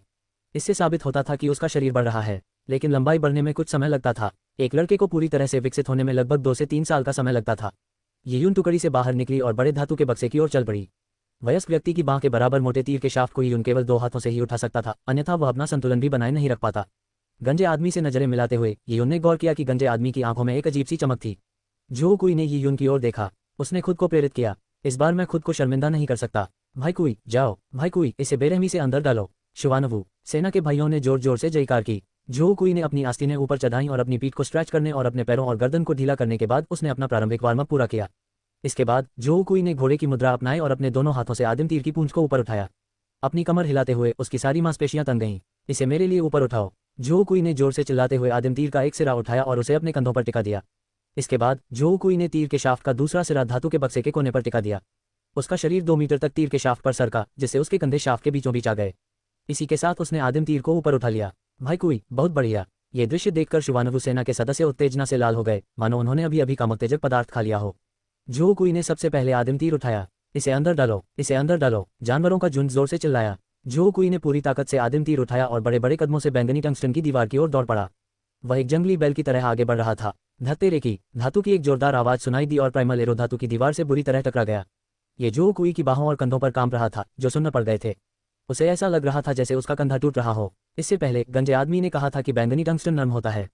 ये सोचकर जो कुई को गुस्सा आ गया। बैंगनी टंगस्टन नर्म कैसे हो सकता है? अगर ऐसा है तो इतने लंबे समय से प्रशिक्षित उसका शरीर उस टक्कर से लगभग कैसे टूट गया?